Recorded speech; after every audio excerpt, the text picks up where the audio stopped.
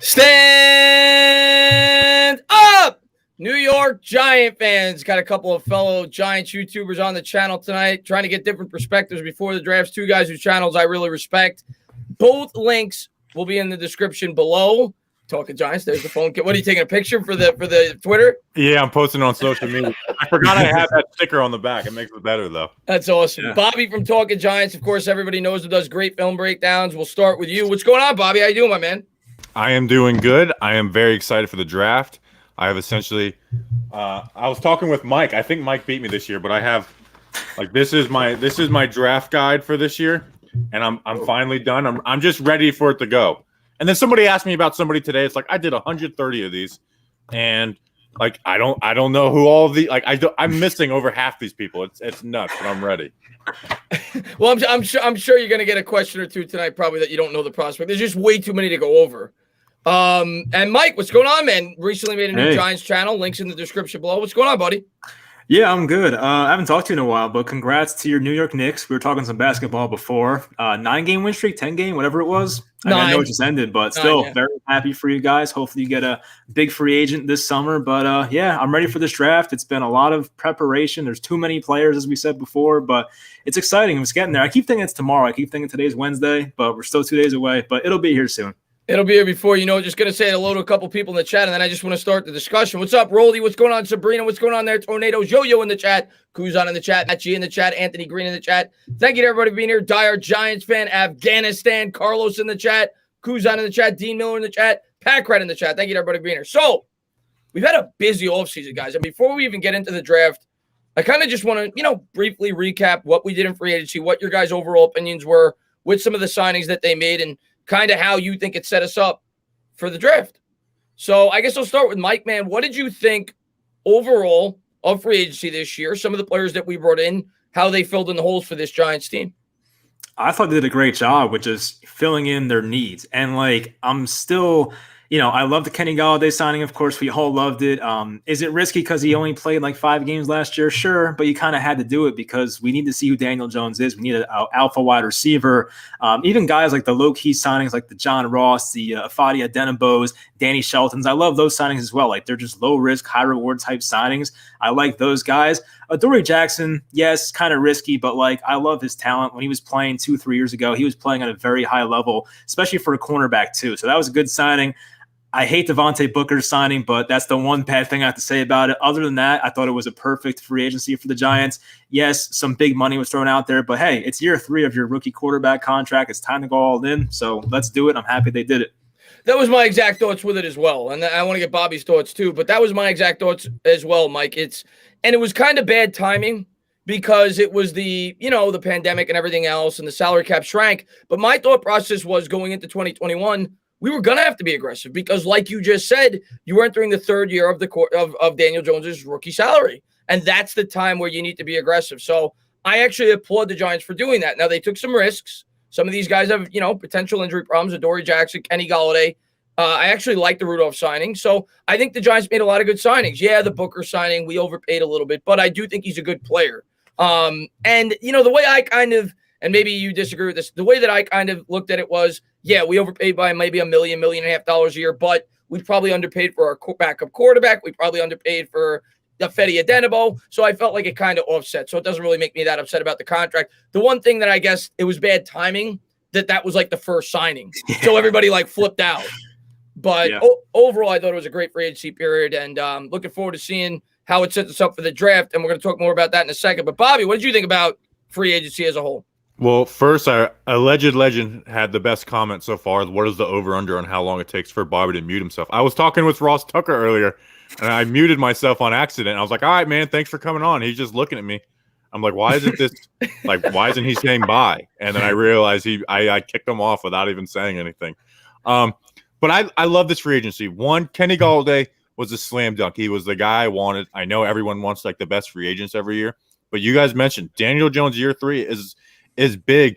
And even if they next year, Garrett kind of doesn't play to a strength. Even if there's excuses next year, year 3 excuses just don't matter because of rookie contracts and stuff like that. Doesn't mean he's going to get moved on from depending on draft spot. But I always use Sam Darnold as an argument.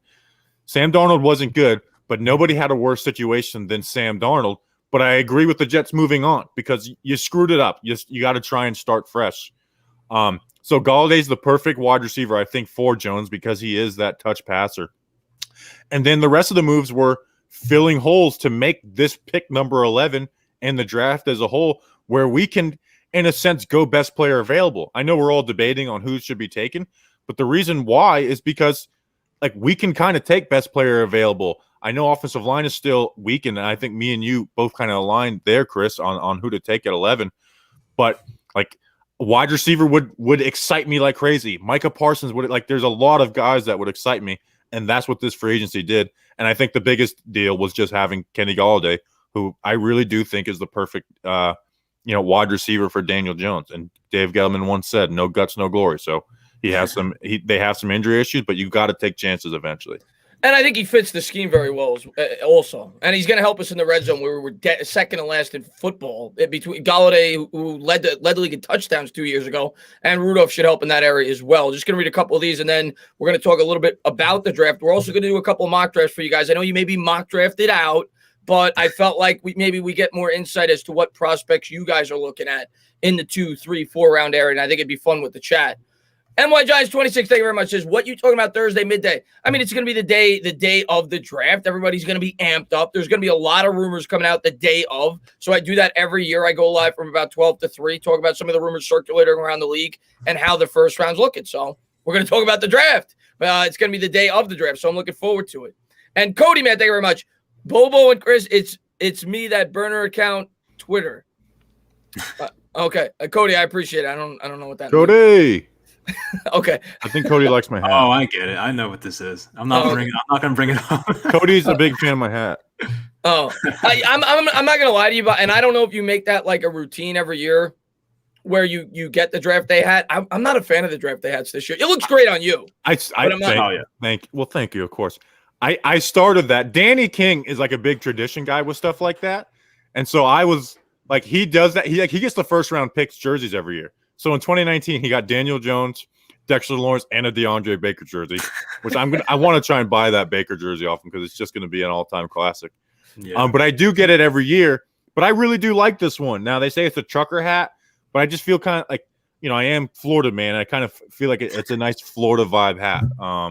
So I really like this one. Last year's sucked. I didn't like last year's, but that was the white one. Oh no, that was the Daniel Jones one. The white one with like the red. That one was okay. I like that one. But last year's was just it was just basically a black hat within a black logo. It's like you can't even tell if this is a Giants hat or not. Yeah, I remember that. Yeah. And JD, man, thank you very much. Stand up, Devontae Smith-Tana. Our love for the Hogs is not looking good at 11. Getting the feeling the Giants drafting sexy. Yeah, we're gonna talk about that, JD. JD, the Hogs are sexy, my man. We love Bobby and Mike. I'll tell you what. I talk to Mike all the time when we did our show.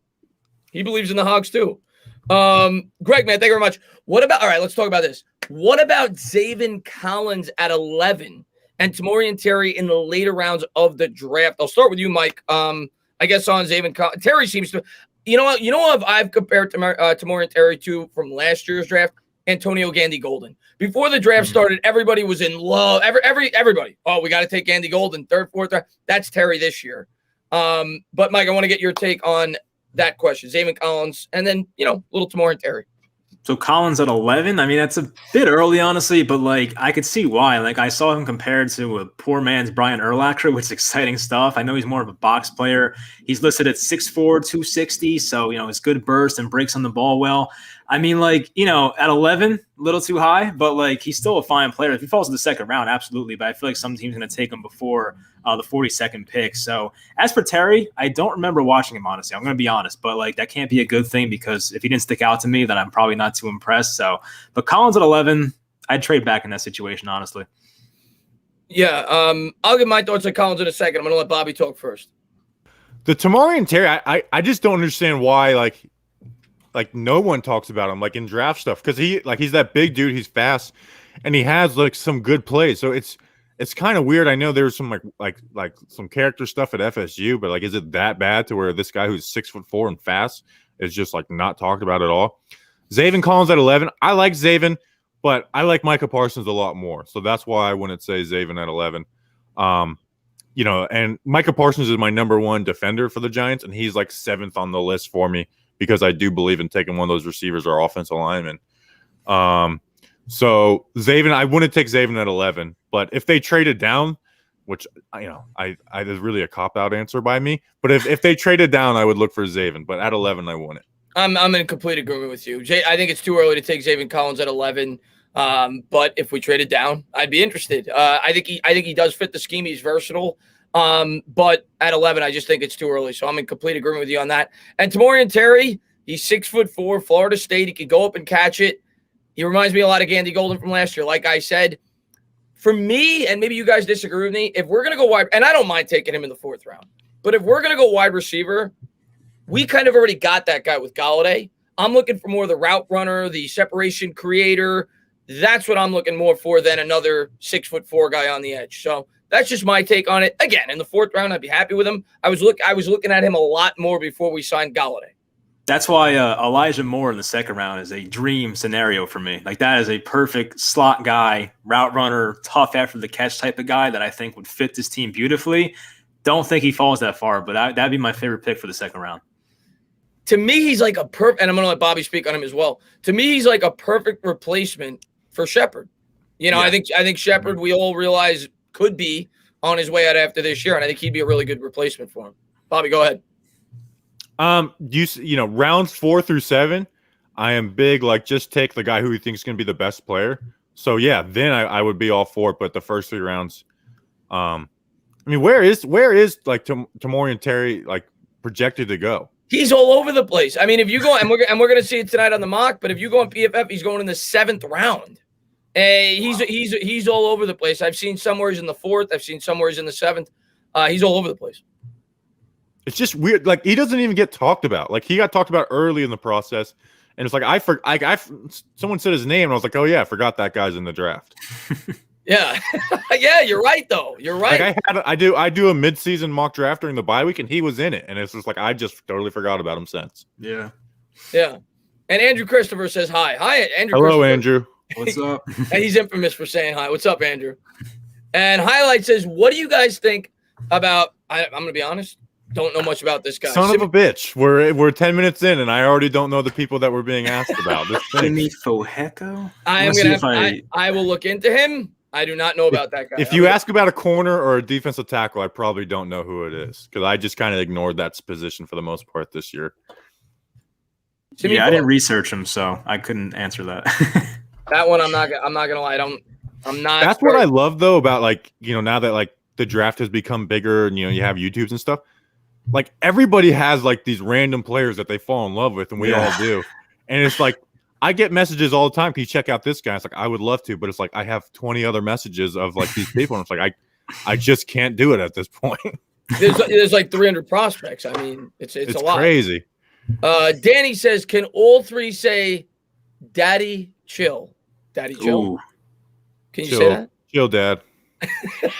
Daddy, pause, chill. There you go. Yes, big pause. I like that. Danny, man, thank you very much, man. I appreciate it. Let's get to one more of these. Kevin says, Smith or Pay, and I'm the happiest boy. Bobby, I know you're a big fan of Kwity Paye. I've seen you talk about him. You're a big fan of him. I feel like he's not getting the love because he's like wasn't like that true edge rusher because he's like, he is like a hand in the dirt type of guy, and they would align him inside. But I think he'll fit in great on the edge. And when Michigan did play him on the edge, he had good contact, and it's like, oh well, he's only good versus the run game. It's like the reason why he's good in the run translates to a pass rusher. It's not like he's like some 6'3", 325-pound guy. It's those strong hands. So you add some pass rush moves with that. I think he's my number 1 edge, like for the class. Now that's it. I do view it kind of as a weak class where you don't have that number 1 main guy. But Kwity Paye is my one with Jalen Phillips too. Yeah, I don't blame you, honestly. I like Kwity Paye's body type a lot. He's only like 6'2", 6'3", but he's 260 something, I think. So like, his legs look like tree trunks out there. His pro day was phenomenal. Like, he's the type of guy who is going to be good against the run right away, as you said. Might have to develop more pass rushing moves, but I think from day one he should be a good player and has room to get even better. So, like, you said he puts his hand in the dirt more times. I don't know if he'd be more of a defensive end, outside linebacker. I have no idea, but still, I think he's going to be a good football player. If the Giants are sold on him, I can definitely get on board with that pick as a fan, honestly. Yeah, I Quiddy paid him. I personally don't want him at 11. And I like him. I think I would have been more on board with him had we not brought back Leonard Williams. But I completely understand where you're coming from, thinking he could be the best edge rusher in this class. The one guy that's picking up a ton of steam, and I'm going to get to John in a second, is Phillips. And I've seen this all over Twitter. And don't get me wrong, Jalen Phillips was the number one prospect in all of high school football going into college. But to me, it is way too risky. This guy is one concussion away from never playing again. Do you guys even think that that's a possibility at 11? And would you be behind it? You did see that Kevin Abrams picture, right? I mean, he was on the he had the Miami symbol on his computer. So I'm just saying, you never know. No, I'd be surprised. I'm higher on Phillips than the average person. I feel like there are a lot of Phillips fans out there, but I'm a big fan of his game. His injury history is scary. Like between the 3 concussions, the wrist, the ankle, it's a lot. But he came back this year and ended off playing the best football of his career. I think talent-wise, with Kwity Paye, even, I mean, I like Ojulari too, but those 3 guys are some of the best talent guys at the edge position. So I'd be fine with it. It's just very risky, and I think Jalen Phillips, talent-wise, should be a top 15 pick. It's just the guys you said, it could be one hit away from not playing again. Yeah. What about you, Bobby? Paye and Phillips are the 2 edge guys at 11 that I would be I wouldn't be ecstatic because I do want a wide receiver O-line and then Parsons ahead of those guys. I think I'd put Paye and Phillips 9 and 10 out of my 10 guys that I would want. So I would be okay with it. But that's the cutoff is those 2 guys. I like Joe Tryon, but in the second round. Ojulari, I would kind of dread Ojulari, to be honest. I feel like it would just be we're just getting a scheme fit. Russo? I don't know what to do on Russo because I feel like he gets overhated and he has good traits, but I do see some of the hate on him. But yeah, Paye and Phillips are the only 2 guys at 11 where I'm you're not happy, but you're content. You're all right. Yeah, I'm content where I'm not I'll never be outraged over a draft pick because we always look back at this stuff and realize how dumb we are. But yeah. Those are the 2 where it's according to what I think, I like it. Yeah, I hear you. John, man, thank you very much. Just do you all research the University of Buffalo players? Patterson, the running back, I know. He says we have late round picks. Kuntz, I've heard about Kuntz, Jarrett, Nunn, and a good offensive tackle in the late rounds. I know about the running back. I've looked into their running back because I think he's a possibility in the second round. Patterson, I think it is, but and I've heard about Kuntz. But Bobby, what about you, man? I really like Jared Patterson. He led the college football in yards after contact the last 2 years. He is fun. He plays through contact, and a lot of those guys, it's they lose yards or they don't run right. He is that guy. So I like him. And then Kuntz, I literally, how I say we get message. I literally got him. I'm gonna shout him out. He said on Instagram, Tiny Yet Giant said, "Have you looked at Kuntz?" Or no, that wasn't him. No, the sports report, New York Giants. Thoughts on Malcolm Kuntz. So I don't have one, but I want to give him a shout out for liking him. What about you, Mike? Any knowledge on any of those guys? No, honestly, no. I remember who was the running back, Patterson. I remember that name, but I don't remember, honestly. I didn't make notes about them, so no, I have no idea. Patterson I've looked into. I like Patterson. He's kind of like the 3rd guy I like in that 6th round area for a running back. And we're going to actually do a mock or 2 for you guys as well in a little bit. We just want to, field some of your questions. Then we're going to get into the mock. But I have looked into Patterson. I do like him. There's a couple of other running backs I may like a little bit more in that area, but I do like him. Chicago Giants fan on Twitter says anybody but Kwity Paye at 11, no matter what. That's my guy, Chicago Giants fan. But I hate that I'm not asking for Kwity Paye, but I do like him. You really like him because I've seen you mention him a few times. You're a big fan of Kwity Paye, but not for the Giants. If you were just talking about the edge class, but 11, I don't want to go. Yeah. Not at 11. You don't want. We're in agreement at 11. I think we both want Slater. That's our guy. If he's there, I'd be doing backflips if we get Rashawn Slater. What about you, Mike? What's your thoughts right now at 11? If you dream scenario, what's the guy that you want to know? Dream scenario is Penei Sewell, but it's not happening. Yeah. No, I said on Twitter the other day, I just want one of these three guys, Parsons, Waddle, or Slater. I could be very, very happy with either one of them. I don't know how I'd rank them, honestly, but I feel like Parsons might be the safest out of that group if his off-field stuff isn't, a big deal. But yeah, any one of those three guys, I'm ecstatic. So, I mean, I'm pretty much fine with any of them. Yeah, I'd be completely fine with any one of those guys as well. Bobby, I know, and I'm with him on this, is a big fan of Elijah Vera Tucker. And I know you've told me, Bobby, that if Slater's off the board, that's probably who you're going to want. Yeah, and honestly, I think the decision between him and Slater is not the easiest one because I do think Slater can play guard, but it is a question mark whether he can play guard, and if there was one issue I had with Slater is that he's not really like driving people off the ball. He's a good run blocker. He wins with the angles. He's very quick getting to the second level, but he's not just driving people off the ball. Where Elijah Vera Tucker is, and we know he can play guard. And with the pick of Slater, and this has been a debate now, if one of those, like you got Hernandez, Lemieux, Parrott, which of one of those do I like have the most hope for? It'd be Parrott because he does have really awesome traits, but traits don't win you. You have to turn those into being a good football player. So my hope would be that whoever we draft plays guard, and then Parrott plays right tackle. So that's why I think AVT would even be dangerous. But I think Slater's just a better player overall, so I go Slater. Didn't Vera Tucker play left tackle last year or no? Yeah, but he played guard before that. Yeah, right. So, but arms are short, right? That's why he's not going to play tackle. Yeah, a lot of people compare him to Zach Martin because of the arm length. Yeah, a lot of people compare him to arm. And arm, like Penei Sewell has essentially the same arm length as Slater. It's like an eighth of an inch difference. But Sewell's better at not like having that hurt him though than Slater is. Yeah. The Chubb, obviously a mock on the hub. He says, I'm hungry for some. Okay, good to know the Chubb. Thank you for popping to the stream. And JT Sports says, who is a player that can jump into the top 10 that is not being mocked there?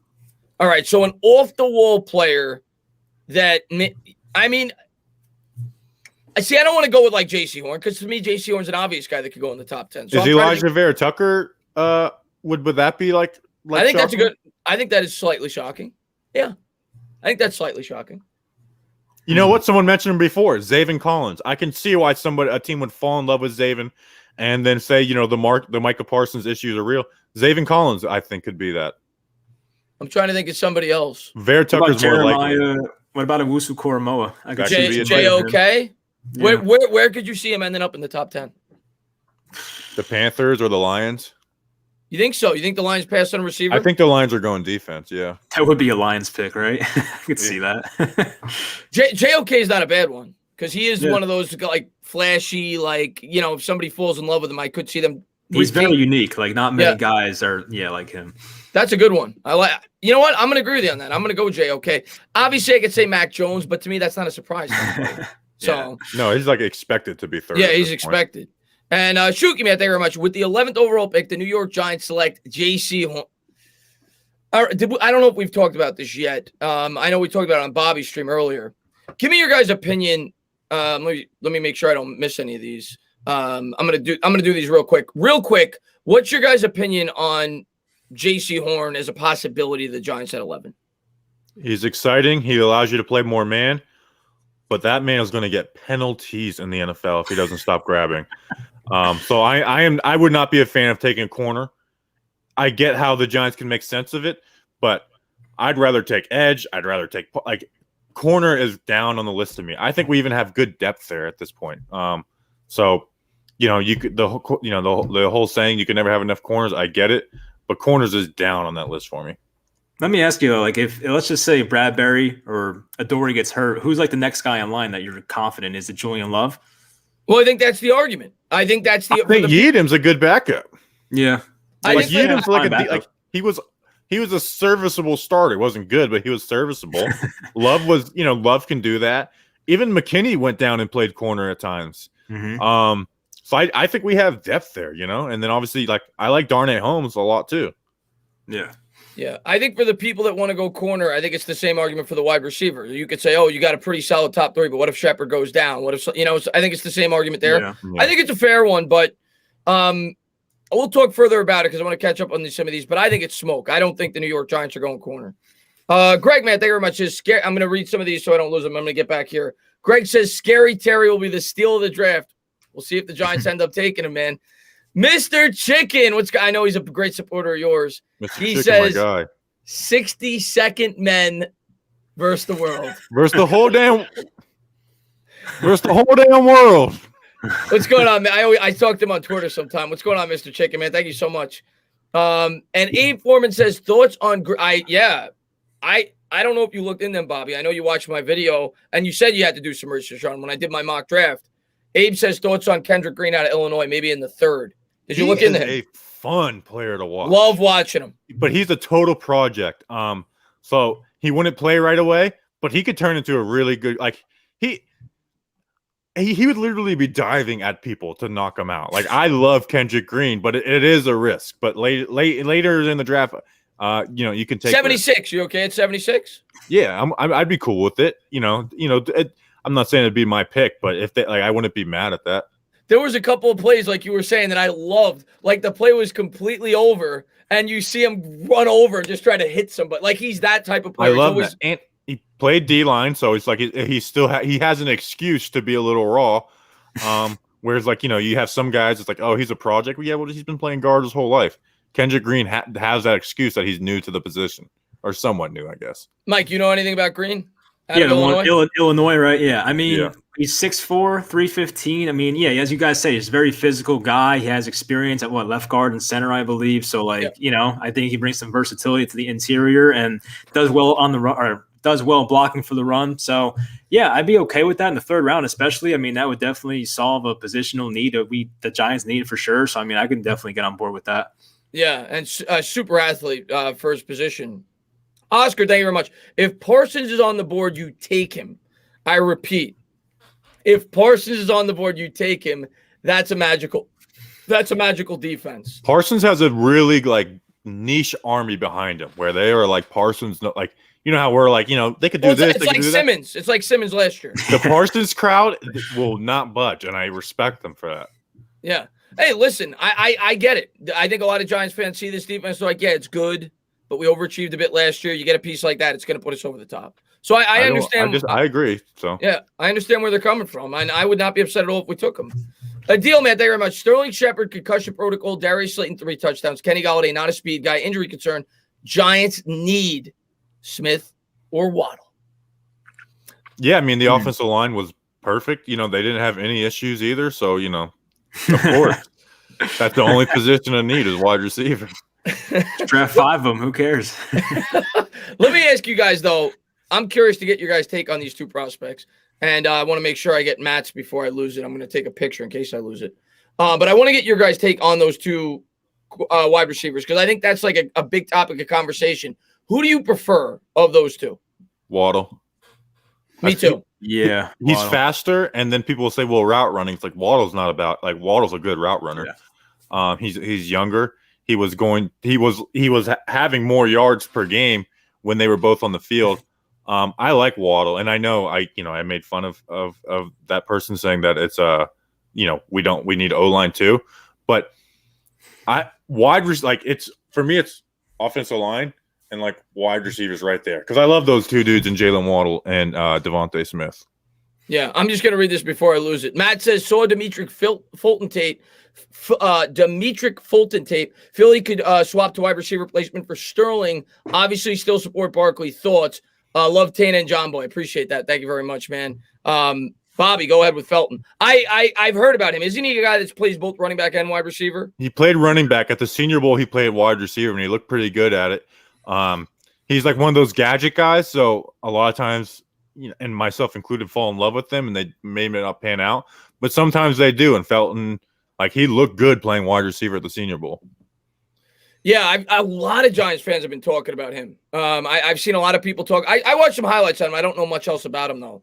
But I have heard a lot of Giants fans have been talking about him. He's shifty. He's a good receiver, but his pro day numbers were bad. Like I did not expect that whatsoever. His pro day numbers were not that good, so that kind of like turned me off. But like when you watch him play, it's like, oh, this guy's like, really good. He has juice and makes guys miss. Good receiver. I'm like, yeah, I mean, I could take that in the 5th round, 4th round, whatever. But I wouldn't reach for him. That's for sure.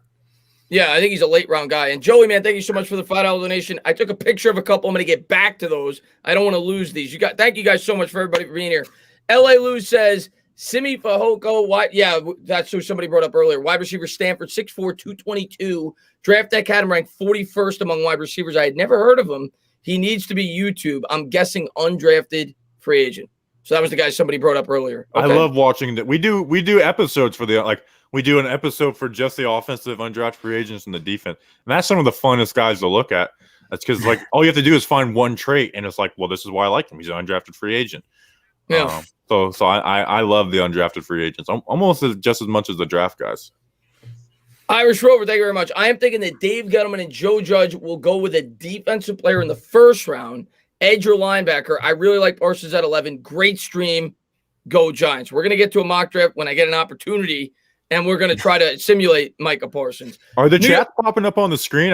I just have Matthew Christopher. I'm reading them on the phone because I'm going to lose them if I don't. And I'm going to get back to these. New York Flight, man, thank you very much. Why are we talking about the Giants like they're going to be good next year? Did we forget we have a bum at quarterback? Bring back Eli.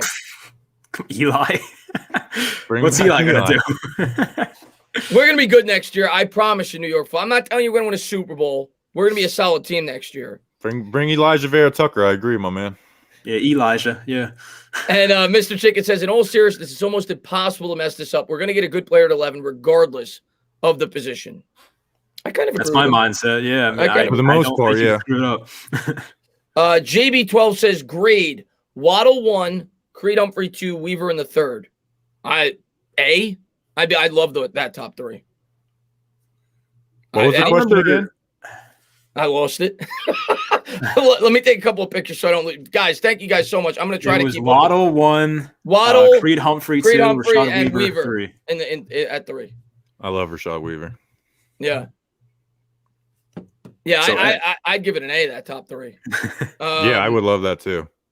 I'm going to take all the pictures I can, and I'm going to get to the ones here, and then we're going to try to start the mock draft. Matthew, man, thank you very much. He says, hello, Dana, hello, Bobby, and a special hello to Mikey. Gettleman will get a contract extension after the draft. My man, Mr. Chris. And Sean Carpenter says, my 2 favorite content creators, Bobby and Dana, together. Members of both you guys, keep up the great. I appreciate that, Sean. And be sure to check out Mike as well. Link in the description below. He makes good content as well. So thank you so much for being here. And let me get to this one here. David says Smith will be a Giant. We'll see. That's my pick. That's who I think we're going to end up. That's my gut feeling. Yeah, I kind of feel that that's where they're going, but who the hell knows, honestly. Would be exciting. That's who I think we're going to end up getting. Sergio, he said, oh, God. He says. It's a blue job. Bluechew.com, promo code Giants. 20. First one's free. Stephen Lilly from across the pond, he says, I think the Giants put out they want Parsons gone by 11 so they won't have to pick him as smoke. They're going to take him, put him on the edges of all right. Do either one of you guys view Parsons as an edge rusher? Because I don't. He could. I view him as a linebacker who will play edge reps, but I don't view him as he's an edge rusher like Phillips or, Pay. Yeah, the same thing. I think he's a guy that could do multiple things, but I don't view him as an edge. By the way, I didn't miss Super Chats, guys. I'm going to get back to him. I took pictures. Ada, man, thank you very much. Top 10 surprise, Jason Away, book it. I don't want Jason Away. I'm not booking that one. Nope. I don't. He had a great pro day. I think he ran like a 4.39 or something. Everyone at Penn State ran a 4.3. Yeah. I do not. The guy didn't have a sack, and I know he had like their center, Michael Manet, probably ran a 4.3. I don't. He'll probably go in the back end of the first, but I don't see him going top 10. Yeah. And Bear, man, thank you very much. I see a lot of mock drafts and people wanting Jalen Phillips at 11. His past injury is a red flag. 2nd round, in my opinion. Also, not a fan of a wide receiver. I think we can get a good receiver in the later rounds. I think we both completely agree. We all agreed with that. Jalen Phillips too early for 11, right? Well, Mike, you were kind of like, on the fence. Yeah, I could live with it. I'll put it that way. I could live with it. I think Bobby said he could live with it too. It's just not his preference. Yeah. Yep. He's on my top 10. I wouldn't flip, but it's not who I want. And I think we're caught up here. Tudo says, "Chow my Giants Goombas. The whole Giants heavyweight coalition content creators in the same room. Forget about it." My man Tudo, what's up, buddy? Forget about it. Thank you to everybody for being here, man. I really appreciate it as we're getting ready for the draft. Royal Money says our needs are running back and cornerbacks. You're just trolling, Royal Money. Yeah, that's trolling. Yeah, I don't believe that. No, he believes that. He's told me that before. Oh. I'm not. We definitely need, I think, more depth in the running back core, but it's like our fifth or sixth biggest need. And cornerback, like safety to me is probably the most secure position, and then cornerback's probably second. You need to bring back Alfred Morris for the Alfredites. Defensive line too. Yeah, and the entertainer talking McDonald's says, "Almost meeting my 5-ounce weight loss goal. Stand up." I appreciate that. Thank you so much for the great. You look like Freddie Kitchens in that picture. I'm not gonna lie. Is that Freddie Kitchens? No, that's you. It's me with a blown up face. I saw that guy in the Hub and Kid Blue stream, and he has one for like every YouTuber. I'm a little jealous. I don't have one. You'll have one soon, I'm sure. Joey says Parsons makes the most sense for our team at 11 when there is good depth at both wide receiver and offensive line. It's a no-brainer. I don't know if it's a no-brainer, but I think he makes sense. I think me and Joey were talking earlier. I told you the Parsons crowd they will not budge, and I said I respect them for that, but they will not hear anybody else's argument. They are Parsons or death. Well, you're talking about Giants fans. It's linebackers, right? We love our defense, so I get it. He's my number one defender. Yeah. And Zach says, trade with the Pats, get Parsons at 15, Phillips at 42, guard Smith at 40, Trey Smith 46, wide receiver Collins in the 4th, or just take Parsons at 11 if we can't trade back. My man, you are dreaming if you think Nico Collins has fallen to the 4th. Yeah, he ain't getting to the 4th. Trey Smith, maybe. We got ties to the coaching staff out of Tennessee. I'm not in love with him there, but maybe. I don't think Phillips gets to 42 either, if I'm being honest. I think Phillips goes before 42. Yeah. I know when you do these mock drafts, Zach, that's what you see. I don't think that's what's going to happen on draft night. The most realistic pick out of all that was either Parsons or Trey Smith. Yeah. And Sergio says, why does Bobby have such a hot voice? Why is water wet? Why is the sky blue? We'll never know, Sergio. And Rickson says, what kills me? Nobody talks about Greg Rousseau. I think he's overhated. I think he's overhated at this point, but I don't want him. Yeah. At one point, I was like, he's the best edge. Like, I don't care what people say. And then I kind of went and rewatched him a little more, and I get it. But I think he's the 4th guy. Like, I have. Did you notice though how he was doing most of his damage like on the interior? Like, he's not doing that in the NFL. Yeah, but he's super raw too, though. Like, I'm trying, like, and I maybe I probably get caught up in this too. There's traits that I like, and Rousseau has those. So, like I said, he was definitely he was way overrated, and I really do think the people who do draft stuff, it's so hard to do this stuff year round. And so when they're putting together like just the names for like when this draft's over, they're going to start putting the names out. And I think they just looked at Rousseau, raw, 6'5", 15 sacks, number 1 edge. I really do think that's what happened. That's exactly what happened. And in reality, he's like he's a 2nd, 3rd round guy. You think he's going to go 2nd round? I do. Yeah. Yeah, I do. Yeah. You know who he kind of reminds me of is I'm not saying like identical in terms of play style, but what happened to him last year? Brown? No. AJ Epinesa. Oh yeah. Epinesa was like a guy everybody said was going top 10, and then he went in 2nd round. The Bills got him in the 2nd round. Yep. Lefty says, I wouldn't, but your thoughts on trading down? Under the right circumstance, I would. I got by the internet for the first time the other day with that Chargers thing. Like, a lot of people did. I got bad on that. Like, I usually can sniff that stuff out. I was hook, line, and sinker.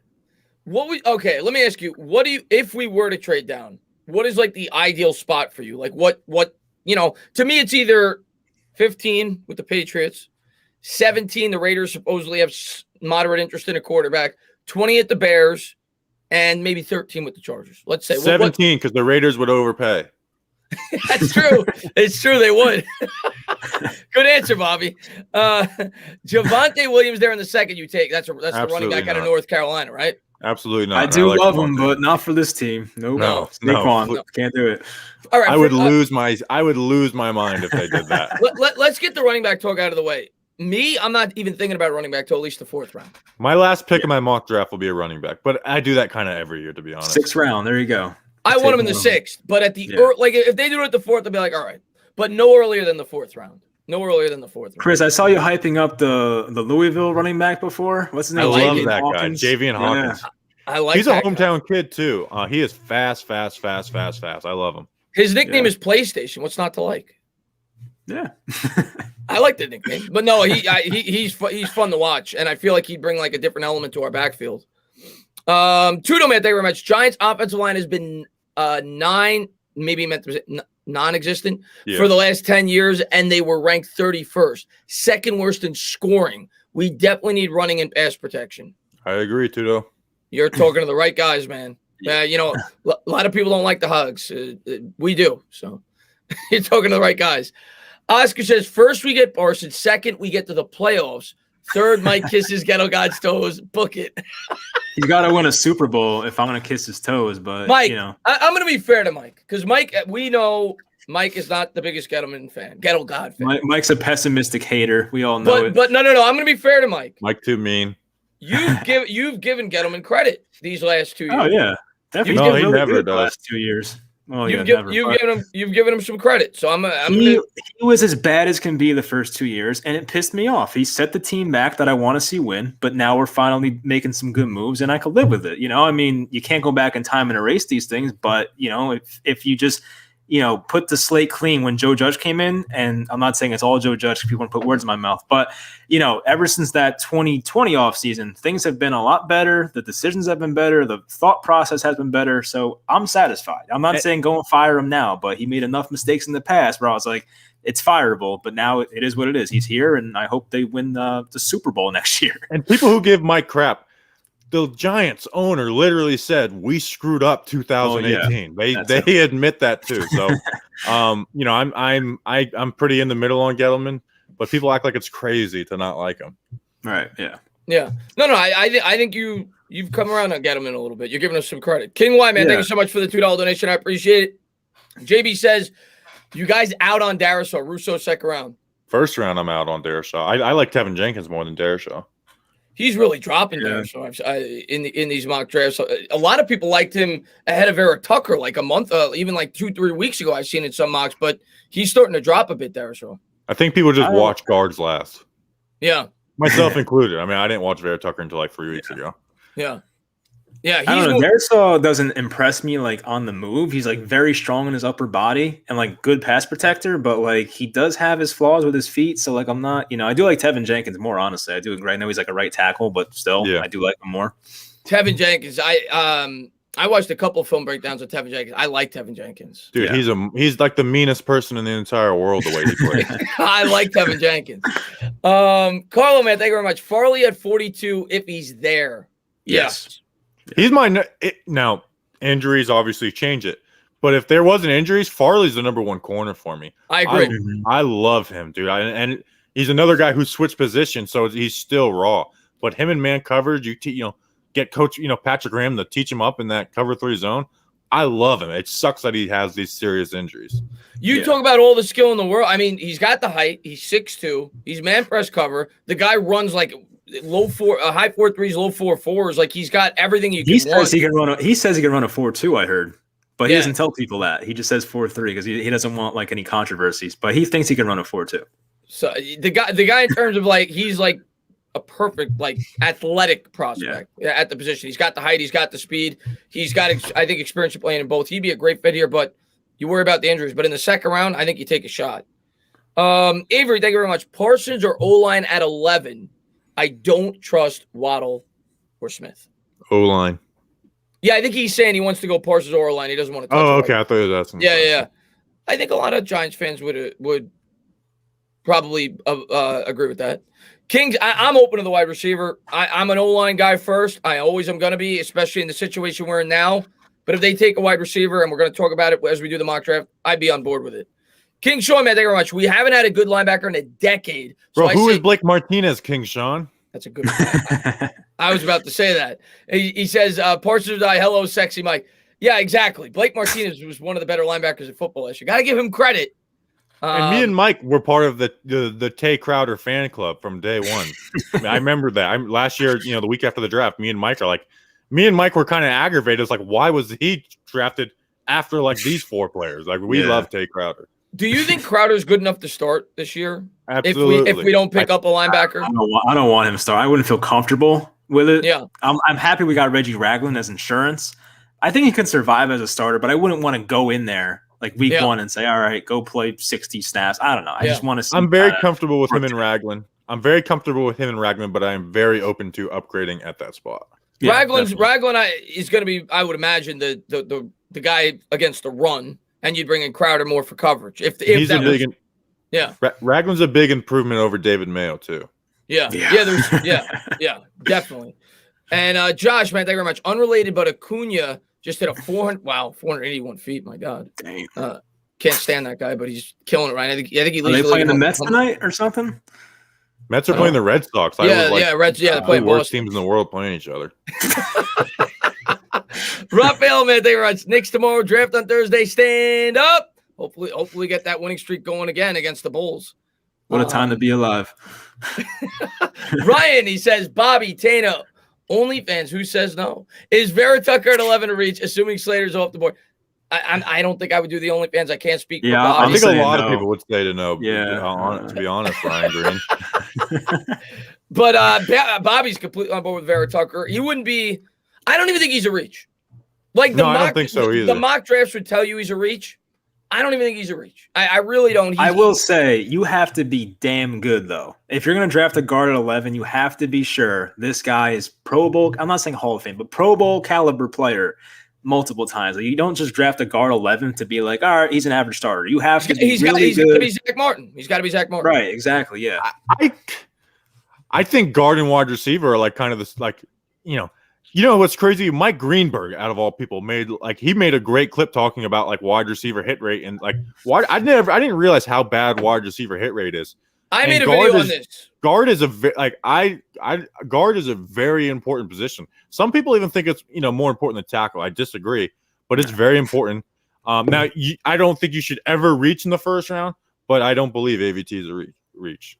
Yeah, I made a video on this, and I'm completely for taking the wide receiver in this year's draft. I wish I had the list in front of me now, but I looked at the drafts between 2015 and 2019, and I looked at all the first-round wide receivers, all just the second-round wide receivers, and all just the third-round wide receivers. And the receivers drafted in the second round were better than the receivers that were drafted in the first, and the receivers drafted in the third were actually better than the receivers drafted in the first. It's pretty crazy. When you go and look back through the old drafts, the names that always pop out in round 2 and round 3 is like, oh, look at that. Look at Terry McLaurin. Yep. DK Metcalf, Tyreek Hill, 5th round pick, Stephon Diggs, 5th round pick. Yeah, it's like it's the wide receivers that are the best. I feel like wide receiver is the best spot to get later in the later in the draft, because you just see not only those guys be good, but like turn into superstars. Yeah. Tyler, man, thank you very much. Waddle in the first, Edge in the second, Ben Cleveland in the first. I'd be happy. I would love that. Yeah. Yeah. You got the chemistry between him and Thomas. Adam says, would you draft Rousseau in the second round? I think I would. Yeah, I would. Mike's hesitant. It depends who's on the board. Like, it's not like a no-brainer for me. I have to see who's there, but maybe. Not if Joe Tryon's there, no. But if he's not I don't think you'd be upset if we drafted him. No, probably not. But I just have like smaller expectations than most people. Yeah. Yeah. I don't think most people. I think a lot of people hate Greg Rousseau. Yeah. Most hated player in the draft in a long time. People think Mac Jones is getting hate. Rousseau is getting the hate. And by the way, if you guys are still in here, I want to make sure I'm going to get to the ones I took a picture of, and then we're going to try to get to the mock. Mike, man, thank you very much. Look at this elite panel. In my opinion, I think Rousseau goes to the Bucks. I think that would be perfect for them. At 32, possible. I think they're going to take an edge. It's possible. Adam says, did you see the Giants legend? Erectile dysfunction. Flowers got traded back to the what? Again, BlueChew.com, promo code Giants. Get first batches for free. If you would have told me that Eric Flowers was not only going to get signed by a team, but then that same team was going to let him hit free agency and then trade to bring him back. Well, he was a member of the New York Giants. I would have called you an idiot. It's crazy that how it worked out with Washington and Aaron Flowers. Got $30 million too. Crazy. Yeah, from the Dolphins. Yeah. David, man, thank you very much. Dream scenario for me that I think is possible. Tight end Pitts falls to 11 after 4 quarterbacks taken in the top 5. Then 2 corners get taken before us. Go Giants. I'm going to say, David, I hate to ruin your dreams, and maybe they disagree with me. I'm putting Kyle Pitts to the Giants at 0%. Unless we trade up, I don't see him getting to 11 under any circumstance. Yeah, I'm not planning on it. That's for sure. I mean, I'd be so happy if it happened, but I remember like a couple months ago, we were all having the Kyle Pitts debate, and like now it's kind of just like a moot point because he's probably going in the top like 7 or 8, so not even worth talking about. Yeah, like the way I look at the best possible top 6 for Pitts to fall to us, I think would be 4 quarterbacks go top 4, like Atlanta trades out, Denver comes up, gets a quarterback, 5 goes Jamar Chase, 6 goes Penny Sewell. But even if that happens, I still don't see it. Like Detroit probably wouldn't take him because they have TJ Hawkinson, but I think Carolina would take him. And even if Carolina didn't take him, I think Dallas would take him. So I don't see Kyle Pitts getting to the New York Giants. Yeah, Carolina has like no tight ends that I know of at least. They might have signed somebody, but like not Kyle Pitts level. So I think they would take him. Tudo, he says Giants should draft best player available, talent at 11th, future Gold Jacket Hall of Famer candidate who would change teams' dynamic overnight. Sounds good to me. Yeah. Just says doing the Waddle 24/7 got me this body. Oh my gosh, that's hilarious. I can't wait to show Justin that later. Oh, that's Justin. That's a thin Justin. That looks disgusting, to be honest. That's pretty funny. Wow. Mighty Mango, hello, Chris. What's going on, Mango Man? Thanks for popping in, buddy. Mango. Hope you're doing well. And Nick the Wick says, insert Faruqi shout out, official sponsor of the channel. Hashtag Knicks run New York. What do you guys think about that? Yeah. They're not the best team in New York. We'll run the NBA. Sure. You guys worry about that. Good answer. Paul Ellis says wide receiver at 11, then some hogs. I think that's where we're going right now, Paul, if I had to guess. And we're going to do a mock when I get a chance. T says first 2 offensive tackles. Else Parsons is worth the risk. We should not fear the calculus simply because we traded up for Baker or we double the mistake. First 2 offensive tackles or, you're saying take Parsons unless Slater drops to us because Penny Sewell's not going to. I think Bobby's probably on board with that. I think that's what you probably feel. Well, no, you're Vera Tucker before Parsons. Yeah. I'm the opposite. I like the wide receivers before Parsons, though, too. Yeah, you would take Waddle and Smith. Yeah, like I'll just quickly, my board is Sewell, Chase, Slater, Vera Tucker, Waddle, Smith, Parsons, Pay, Phillips, and then JOK is my top 10. Yeah, I saw that today. I said I agreed with your top 8. DeAndre Baker says, hi, Chris. Hi, Bobby. Hi, Mike. I love you, Mike. We miss you, DeAndre. You were done dirty. I had your back. And Trey says, best talent available, and it's Parsons O-line in round 2. Like you said, Bobby, the Parsons crowd is strong, man. They will not budge. John says, hey, the entertainer, I got Pitts to the Falcons, Patrick Surtain to the Cowgirls. You guys get Micah Parsons, and I hope my team gets Devontae Smith. He's an Eagles fan? Yeah, he's an Eagles fan. Oh, okay. I'm going to disagree with him. I think the Giants would take Devontae Smith over Parsons, but maybe I'm wrong. I think so, too. Yeah.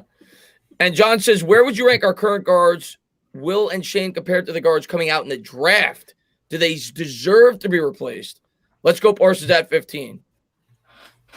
All right, I'll start with that. And I don't want Bobby because Bobby does and Mike, who both do great film breakdowns. I think both deserve to be replaced. Personally, I think only competition only helps the team. Shane Lemieux last year was horrible in pass protection. And Will Hernandez, even if they feel he's decent, you don't know if he's going to be here long term. He's a free agent at the end of the year. So I think we need to draft a guard in this year's draft. I don't even think we need to. I think it's a necessity. I would say, like, if I'm gonna like grade what round they should be based on what we've seen from Hernandez and Lemieux, I think Lemieux hasn't gained anything. He's probably still a 5th-round pick if we're still, if we're redrafting today. And Hernandez might be a 4th or 5th-round pick as well. So, those are not guys you should be relying on. So I think, I think the Giants are gonna come away with a guard or interior guy in the first 3 rounds. I'd be surprised if that wasn't the case, or a tackle that can move the guard, like a Liam Eichenberg or someone, or Jackson Carman, someone like that. So that's what I expect to happen, at least. If Lemieux, he'd be somewhere mixing that, that 3rd, 4th round jumble of guys. Hernandez, just right now, not talking about like the draft players' potentials, but just playing right now, how good they'd be.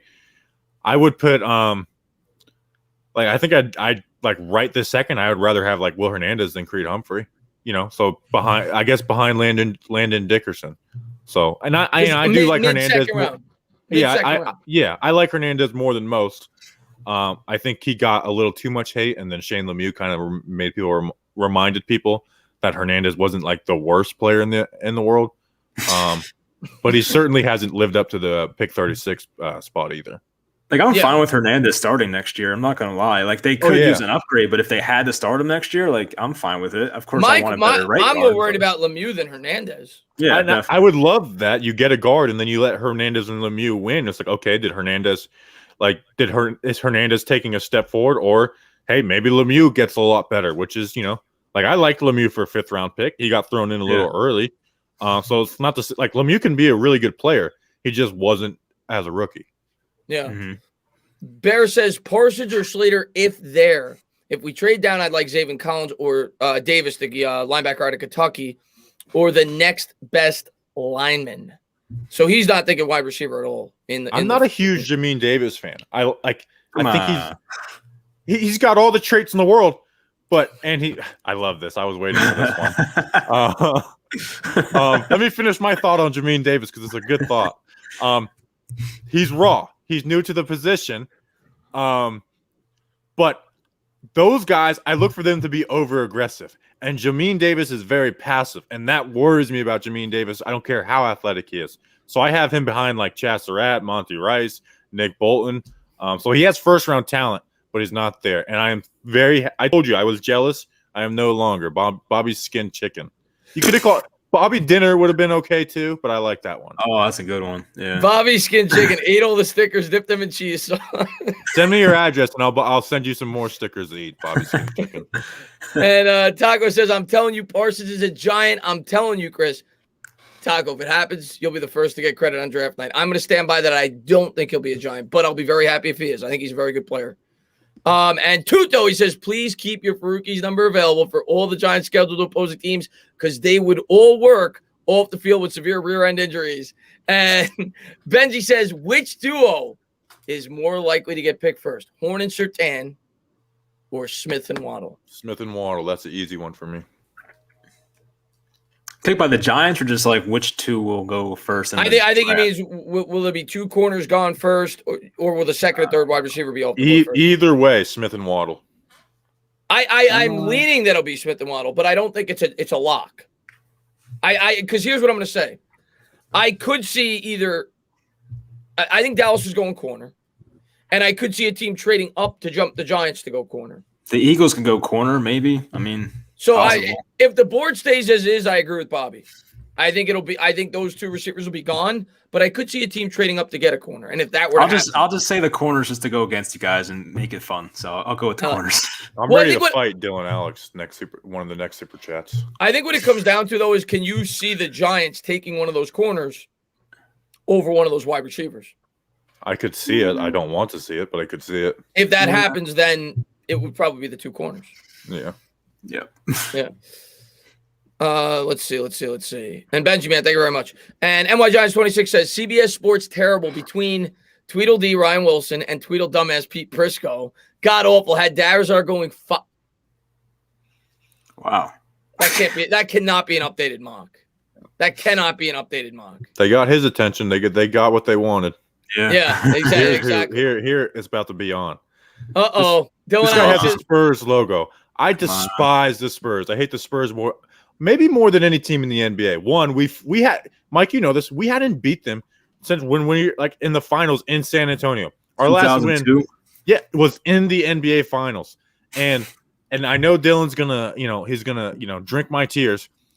My worst sports moment, second, is the Yankees blowing the 3-0 series to the Red Sox. The worst is the Nets. My New Jersey Nets are about to win an NBA champ, about to go to Game 7 in the NBA Finals. We're winning the whole game. And with 8 minutes left in the fourth quarter, the Spurs go on a 19-0 run. And I'm watching David Robinson's stupid face celebrate another NBA championship on his last game. And I'm like, we'll get back again. And we have never got back again until this year. So I cannot wait to be a champion when it comes to the NBA. I'm too young for that, thank God. But yeah, it sounds terrible. It was the worst sports night of my life was that night. Dyer says, can we do a mock draft? I'm going to do it right. No, I'm going to read the super chats that I got to catch up with, and then we're going to jump into it now. Yeah, we'll catch up. Anthony says, won't surprise me if Pitts drops out of the top 10, just like O.J. Howard did when he came out. It would surprise, I think, all three of us. Yeah, I'd be surprised. Yeah. It was surprised. And John says, Tana, did you ever research Austin Watkins Jr.? I did a little bit. I haven't done a ton, but I did look into him after you showed me. He says, I know I sent you some highlights on it. Yeah, that's what I watched. But I love him as a late round pick. Do you guys know anything about Austin Watkins Jr.? No. Watkins Jr. No, I always see him next to Des Fitzpatrick out of Louisville, who's a guy I like. So I watched the highlights you sent me, but outside of that, I don't know a ton about him, John. No. I got Irish Rover already. JB12 says we got that. Matt from New Haven says, Tana, stand up. Just want to say thanks for keeping me entertained on the Giants throughout my foot and ankle surgery residency. It seems like I always come home from surgery and you're like, I appreciate that, Matt, man. I hope you're doing better, buddy. And let me just make sure I got everybody else. John, man, thank you very much. 3 best New York Giants YouTubers. Bobby's, your breakdowns are sick. I want offensive lineman at 11. Dimes is a beast with a clean pocket. We already have plenty of weapons, and second round, I want the edge. Osai, Basham, or Phillips. Joe Tryon, my man. That's my guy, Joe Tryon. I found him late, but I fell in love. I've been in love with Tryon for a long time. I think Tryon's a perfect schematic fit for us. I actually had him going in the second round. One of my mocks, and people were complaining. They said he's a third-round guy. I'd be happy with Tryon in the second. I had him in the third round. I made a video today of like what I think the Giants are going to do, and I had him in the third round. And now you guys keep saying second round, so I'm thinking I messed up. But we'll find out what happens.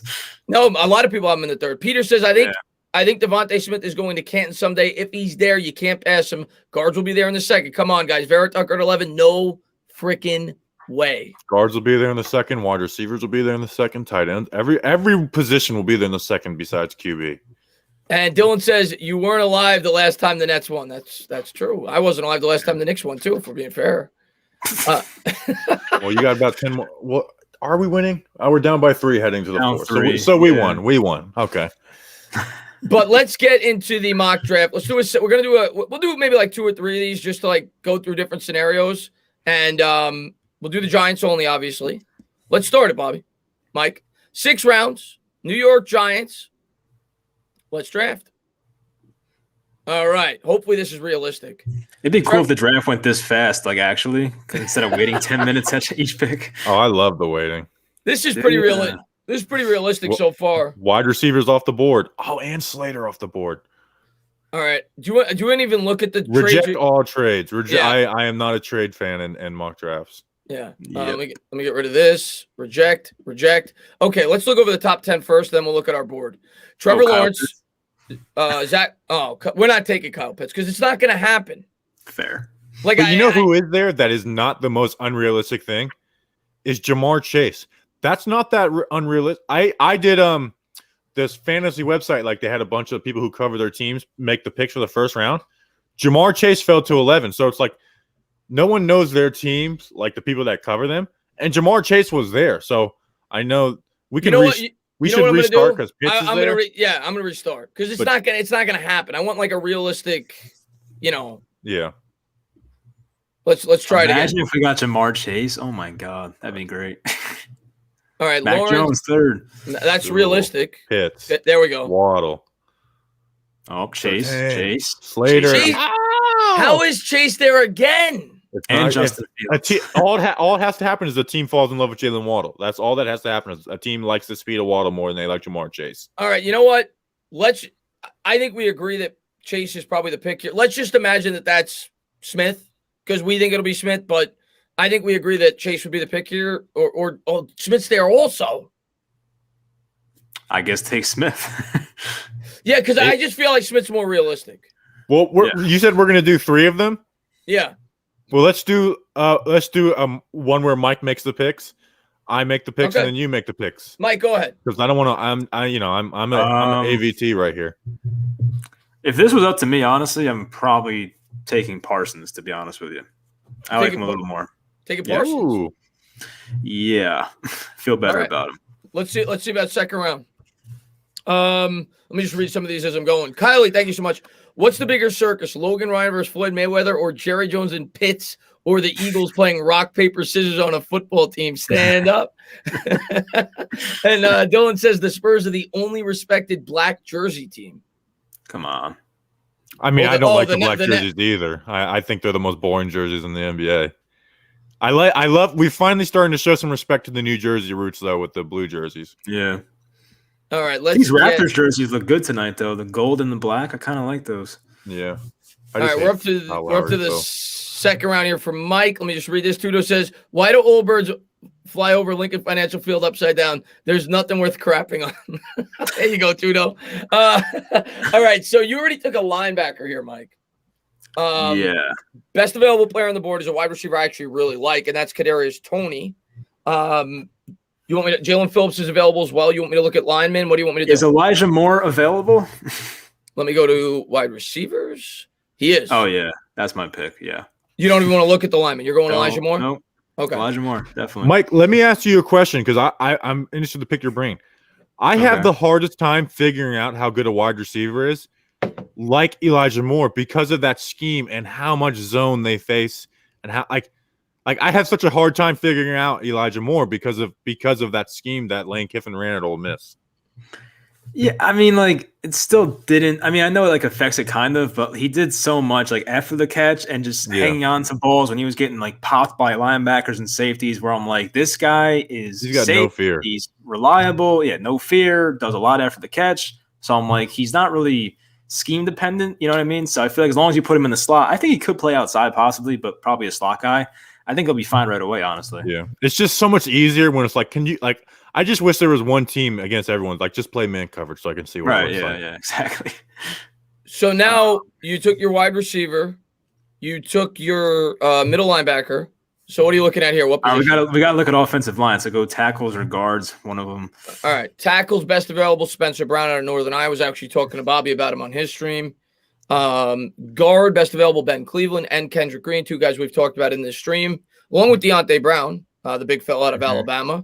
And center, you got Drew Dahlman, Drake Jackson. Yeah.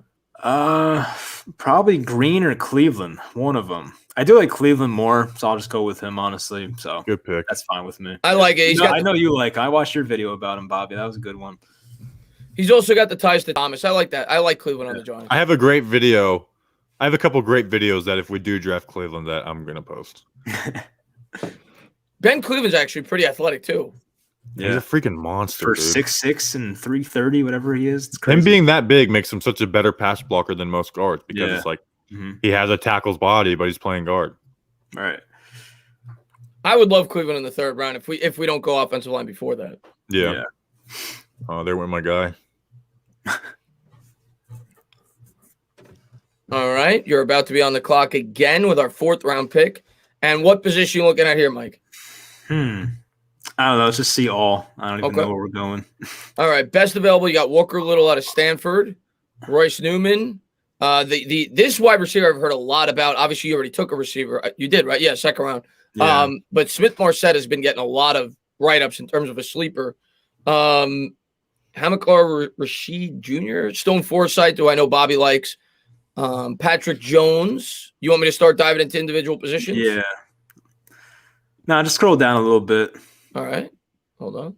I don't know why the thing doesn't come up, so I have to highlight it.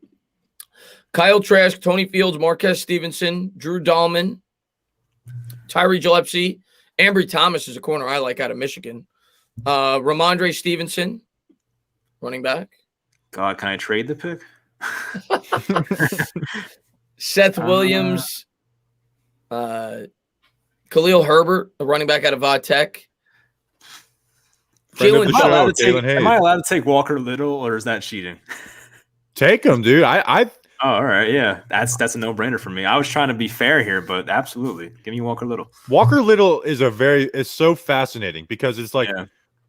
we don't know what he is, but it's like if he could have been like a top 10 player. Yeah, But he it's was just- supposed to go in the top 10 before he started, missing all these games, obviously. But Do you think he'll be there though, Bobby, in the fourth?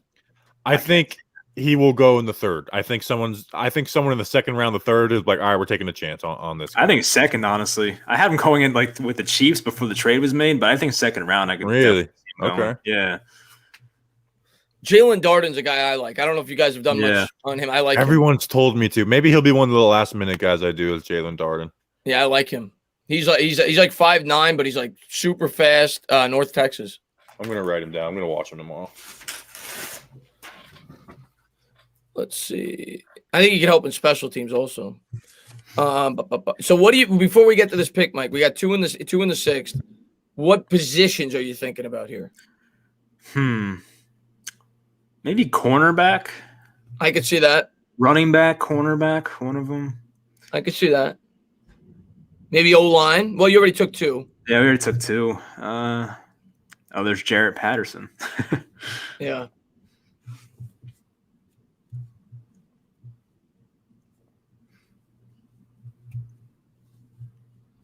I forgot we're in round 6 already. I thought we were in round 4. I was like, why are we taking so long?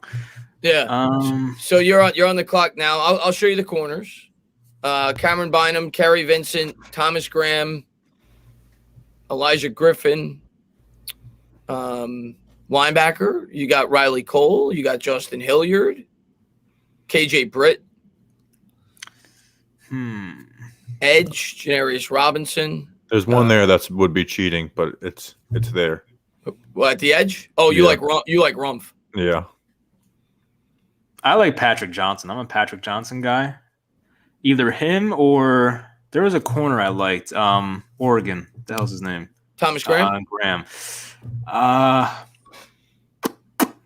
you got to pick at 5 picks. So if you want to take Graham, and True. Give me the guy ranked lower. I don't know who it is. I think Higher. No. yeah, I think Graham's ranked higher. All right, we'll take Graham now and hopefully get Johnson next. All right. And yep, you're gonna get Johnson. You want Johnson? Yep, take him. Johnson and Johnson. All right, we'll take a look at Mike's draft once we gotta wait till the end of the 6th. We gotta screenshot all these mocks and then have people like vote on them or something. I feel like that's the popular thing to do. Or see who's closer on draft day. That too, yeah. I don't go for accuracy in my mocks. I just go at who I want. I could care less about being accurate. That's why I do both videos. I have one for what I want, one for accuracy. So All right. yeah, it's hard to know like which like people make a ton of mock drafts. You're like, are you going for accuracy or are you going for what you want? And I'm gonna people take a often don't screenshot. specify. I'm gonna take a screenshot. Well, for some reason it's only showing me the first 5. I guess I got to scroll down for the last one. The Micah Patrick Parsons Johnson army doesn't is going to exist. be all behind Mike. But Yeah, Mike no. ended up with Micah Parsons, Elijah Moore, a popular slot receiver. A lot of people have going in the second. Ben Cleveland, I like that pick at 76. Walker Little, good pick. Thomas Graham, the cornerback he likes out of Oregon, and Patrick Johnson, edge out of Tulane. That's a strong. would love people that. are going to like that one. Yeah. Now, what I want to do, guys, I want to do one each because these are pretty quick. And then I want to do one where we all do it together and we trade down. And then maybe we discuss what we want to do. Okay. Like trade down to 15. Let's do it. Let's let Bobby go here. We're going to do 6 rounds. I'll go quick. Bobby's on the clock. I know you're going to go quick. Tudo, man, thank you very much. He says it's time for all you guys to come to Palermo, Italy for the nice chicken parm, ice cold bronies, and homemade cannolis. Forget about it. I would Thank you love so- to, my man. Maybe one of these days we'll go to Italy. We'll stream from Italy. Let's get rid of all the trades. All right, let's make sure it's a realistic top 10. Trevor Lawrence, Zach Wilson, Mac Jones, Justin Fields, Penny Sewell, Jamar Chase, Trey Lance, Rashawn Slater, Patrick Surtain, and that's pretty realistic. Yeah, it's Yeah. not bad. So I am so tempted to go Jalen Waddle. Like, I really do want to go Jalen Waddle. If they pick Jalen Waddle, I'll be so freaking excited. But I am going Elijah Vera Tucker. I believe he's the real deal at guard. I think he comes in and makes this offensive line a lot better. I believe in Slayton more than most, and I think Kenny Galladay, besides Daniel Jones, makes Darius Slayton's life easier than anybody else's. I think Shepard's life stays about the same. Saquon and the offensive line, it gets a little easier, but I think Galladay opens it up for Slayton. And, I'll look at some guys in the second round. I am going Elijah Vera Tucker. I believe it. Build behind the Hog Mollies. Bobby is sticking to his guns. I love it. He knows. He knows 93% of the people in this chat are screaming right now. They're like, what are you doing? Waddle's on the board. Parsons. He says, I don't care. I'm taking my hog. I like it, Bobby. I like the confidence. All right, let's see what happens in the second round. And Cody, man, thank you very much. Says, if Baltimore offers both first for 11, would you take it? 27 and 31. You guys entertain that at all? 27 and 31? Yeah, I might. If Waddle and Smith and Parsons are off the board and Slater, then yeah, for sure. It depends who's left, but if there's no one I love, then yeah, I would take that. I just don't love dropping all the way to 27. Yeah, I don't know. I think it's fair value. I just don't like falling that far. All right, let's get rid of the trades. Reject. All right, Bobby's on the clock. He took a lineman in the first. Kadarius Toney's available. Let's look at wide receiver. Wide receiver, you got Tony, Elijah Moore, Rondell Moore. I know the guy you like, Diami Brown. He's taking Diami Brown. He's taking Diami Brown. Let me see the edges first. Edge, you got Jalen Phillips, Ronnie Perkins, Joe Tryon. So the decision is between Joe Tryon, but I'm going Diami Brown. I think he's the fourth best wide receiver in this draft. When people say his route tree was limited, I think North Carolina's route tree was limited, not because of Diami Brown, but because of their route trees. Watch him versus Asante Samuel Jr. We're playing off coverage, who's at second round corner, and watch him run routes. And it's a lot better than a lot of the guys who they say run the whole damn route tree. Diami Brown, that vertical threat, 20 plus yards per catch. UNC, I love my North Carolina guys. Diami Brown, bam. His highlights were just deep pass, deep pass, deep pass, one underneath, deep pass, deep pass. It was funny, but yeah, he could probably run every route possible. I remember the Asante Samuel game is fun because they don't throw to him a ton, but it's like he's winning this. But they just they're playing so far off that they don't even look that way. Mm-hmm. It kind of made me not everybody's saying no, and Raphael doing this says Bobby's got big guts. who do they want me to not go? Oh, Tryon went a pick before you in the third round. Oh, you gotta be kidding me! Oh my god, I would have won. You want to look at Edge here, Bobby? Yeah, let's look at Edge. I like Peyton Turner. Peyton Turner, Ellerson I don't Smith. love Quincy Peyton Roche. Turner We both like. He's available. Let's look at linebacker. Linebacker, you got Bolton and Dylan Moses. Oh, and Chaz Serrato. I know you like. Chaz. I see Chaz Surratt, and I see three guys in front of him, so I'm going to play mind games with this mock draft. Let me go. Any interest in looking at the line again? I know you already took one. No, because I took one, I want to let Hernandez and Lemieux battle it out. And I just know there's, it's those guys probably won't come in and play right away.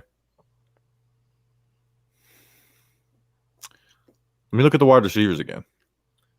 All right. You want another wide receiver? No, Nico Collins is there. Yes, he is. Do I double up on wide receiver? Bobby's trying to get booed out of the chat. Yeah, but here's the issue: is all these chat people just look at Daniel Jeremiah? No, I know. I like what you stick to your guns, man. I love it. Look at tight end. This is a tough decision. Hunter Long, Brevin Jordan, Tremble. I like Brevin and Tremble, but I'm not taking those guys. If Pat Fryermuth had somehow fell, I would take him. I like Hunter Long. I might take him. Walker Little's available still. Ooh, I'm not taking Walker Little in the beginning of the third round. You know what? Screw it. Nico Collins is a second round wide receiver, and he's there in the third round. Double down, Nico. And I'm going to get one of those linebackers I like in the fourth round. That's why. If it wasn't for me seeing 5 linebackers that I really like, I would go them. But I know one of those guys is going to fall to me in the fourth round. Playing the board, smart man. I like this. Bobby for GM. Yeah. If Bobby was our GM, blah, blah, blah. What would we be? Would we be better than 6 and 10? Damn it! All right. Let's see what you get here in the fourth. So you're thinking linebacker. Damn it. You're thinking linebacker here, right?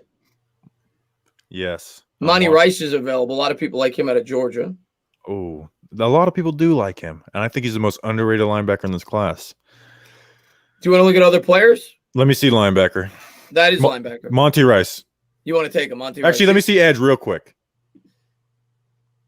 Yeah, Monty Rice. Simple. I think he is very underrated. I did a film breakdown on him. There's a plug. Go check out my channel. Watch the Monty Rice breakdown. Once again, Georgia has an awesome linebacker, and he's not getting enough credit. I actually watched that. You did a good job. Max, man, thank you very much. What's up, y'all? Hope all is well. Chris, Bobby, long time no talk. Did you hear former New York Giant Pete? Yes, I did. The 82-year-old got arrested for selling cocaine. I did hear about that. I didn't see that, no. Yeah, I did hear about that. But glad to see you here, Max. Hope you're doing well, buddy.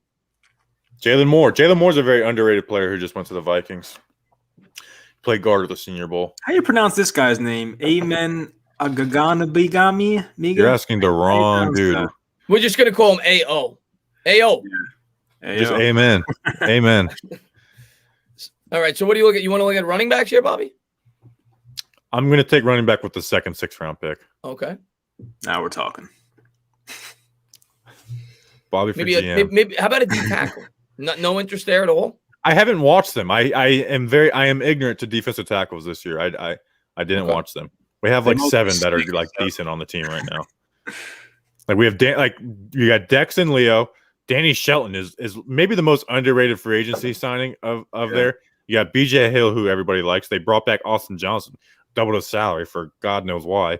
And even RJ McIntosh. Like I might be the last RJ McIntosh fan alive. I wish he played more. He's fine. Yeah. I have a tweet. Look at in 2019. Look at the numbers he put up on his snap count. It's unreal. He just every time he plays, he gets like QB hits and sacks. He just doesn't play. Yeah. See, just want to give a quick shout out to Bad Dog. See, he's in the chat. What's going on, Bad Dog? And Richard says every pick is a remote toss. Is a what? He would toss his remote with every pick you made. I taught you, Richard.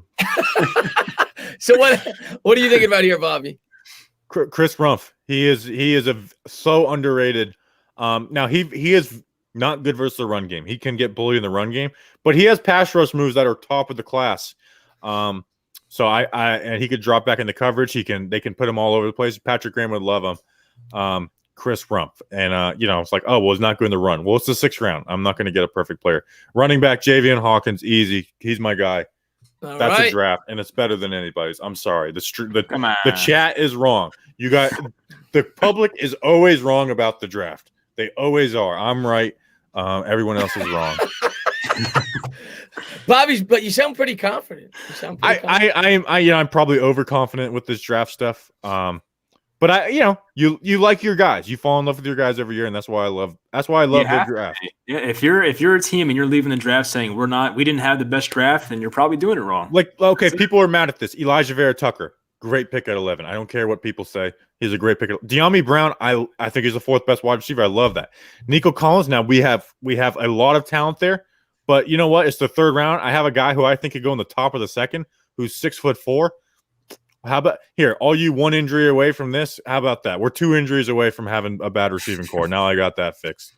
Monty Rice, I think, is one of the most underrated players. Chris Rumph, underrated, and Javian Hawkins is one of my favorite running backs. So, in my eyes, it's like I this is awesome. Compared to what Nathaniel Royal would say, screw you, Nathaniel. You're sticking to your guns, man. And John, man, thank you very much.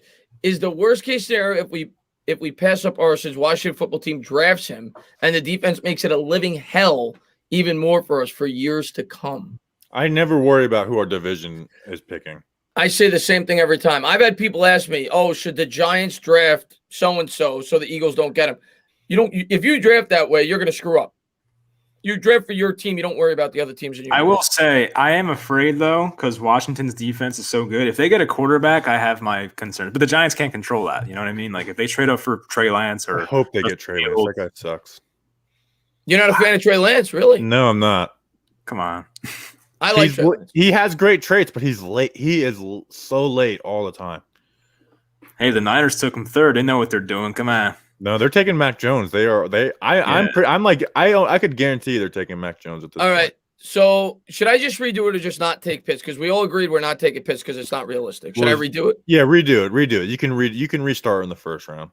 All right. Well, I'm gonna keep restarting until Kyle Pitts is not there because for some reason they keep mocking Kyle Pitts to be available to us. I just wish Rashawn Slater was there for mine, so all the people that are mad would would realize when Slater is worth 11, I will die on that hill.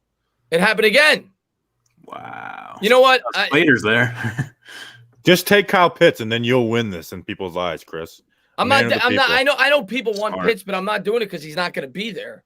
Just take Rashawn Slater. I'm taking Rashawn Slater. And what I'll say is this: you're lucky. You got to pick Rashawn Slater. This sucks. Do you want me to restart it so I can't take? No, Rashawn you Slater? can take him. I'm just kidding. Is that fair? Is that fair? Fair is fair, man. Okay. You won't get to get Nico Collins in the 3rd round, so you know. All right. Here's what I'm going to say: on draft night, I do not think Rashawn Slater is going to be there. I know Kyle Pitts is not going to be there, but if Rashawn Slater is there, I'm taking him. I'm taking him. I think he fits. I think he fits every spot on this line. You could put him at the guard. You can move him to the tackle. He's my guy. If he is there at 11, that's my guy. If I wasn't taking Slater here, I'm taking Jalen Waddle. But being that Slater's on the board, I am going to take him. I'm taking Rashawn Slater here at number 11 overall. Very nice. I like it. Hey, Bobby, Kyrie's not hurt, right? I hope not. Nope, he's on the court right now. I see Mike James. We're up by 10. I told you, people. Nets down by 3 in the 4th quarter means easy win. We're up by 10 with a minute left. Oh, he's there. Yeah. Okay. And somebody said, I heard Rashawn Slater has short arms. D. Grant says he does. Yep. But so does Penny Sewell. Mm-hmm. So did Zach Martin. This whole class has short arms. It almost makes me think the pro day measurements are like almost wrong. But especially last year, you had all these long arm guys, especially Andrew Thomas. So I'm not taking him, but Travis Etienne dropped all the way to 42. That's the best play. I'm not taking him because I want you to lose. No, I'm not taking him. I'm just saying. But that's the best available player on the board. Kadarius Toney, I'm definitely thinking about. I am a big fan of Kadarius Toney. I love him. He's a perfect fit, I think, for what we kind of need at that wide receiver position. He's great at a You could use him in a lot of different ways. I think he's a natural replacement for Sterling Shepard. I'm going to look at the edge. But Jalen Phillips is available as well, so I might be going Jalen Phillips. But yeah, this is not fair. I really do like Kadarius Toney. But let's take a quick look at the defense. Jalen Phillips is available. I'm probably going to take him. Take him so I can bitch and moan about how it wasn't fair. I love Joe Tryon too. I love Joe Tryon. I love Kadarius Toney. I'll take Jalen Phillips because I know the chat wants me to. Yeah, you got to go Jalen Phillips here. And he's got the I upside. like Onwuzurike, but that's a little too soon for a defensive tackle, in my opinion. He was good at the Senior Bowl. Yeah. So we got a lineman, we got Phillips. Now we got to go wide receiver probably in the 3rd. Mike, Eric Stokes or Asante Samuel Jr.? Asante Samuel. They're kind of built the same way, but I think Asante Samuel Jr. It's going to be the same thing as what was last year's kid? Safety for the Bucks. Can't remember his name. Winfield. I loved Winfield. Yeah, he was my guy. Basically. I was a big fan of Winfield. I actually mocked him to us in a bunch because I didn't think McKinney would ever be there. Last year I only did one mock draft, and it was Xavier McKinney was my 2nd round guy. There you go. Wow. Or not Xavier McKinney, Antoine Winfield. Sorry. Yeah, I think a lot of people have Winfield to the Giants before the draft. JD, man, thank you very much. Washington football team made a huge trade today for their quarterback.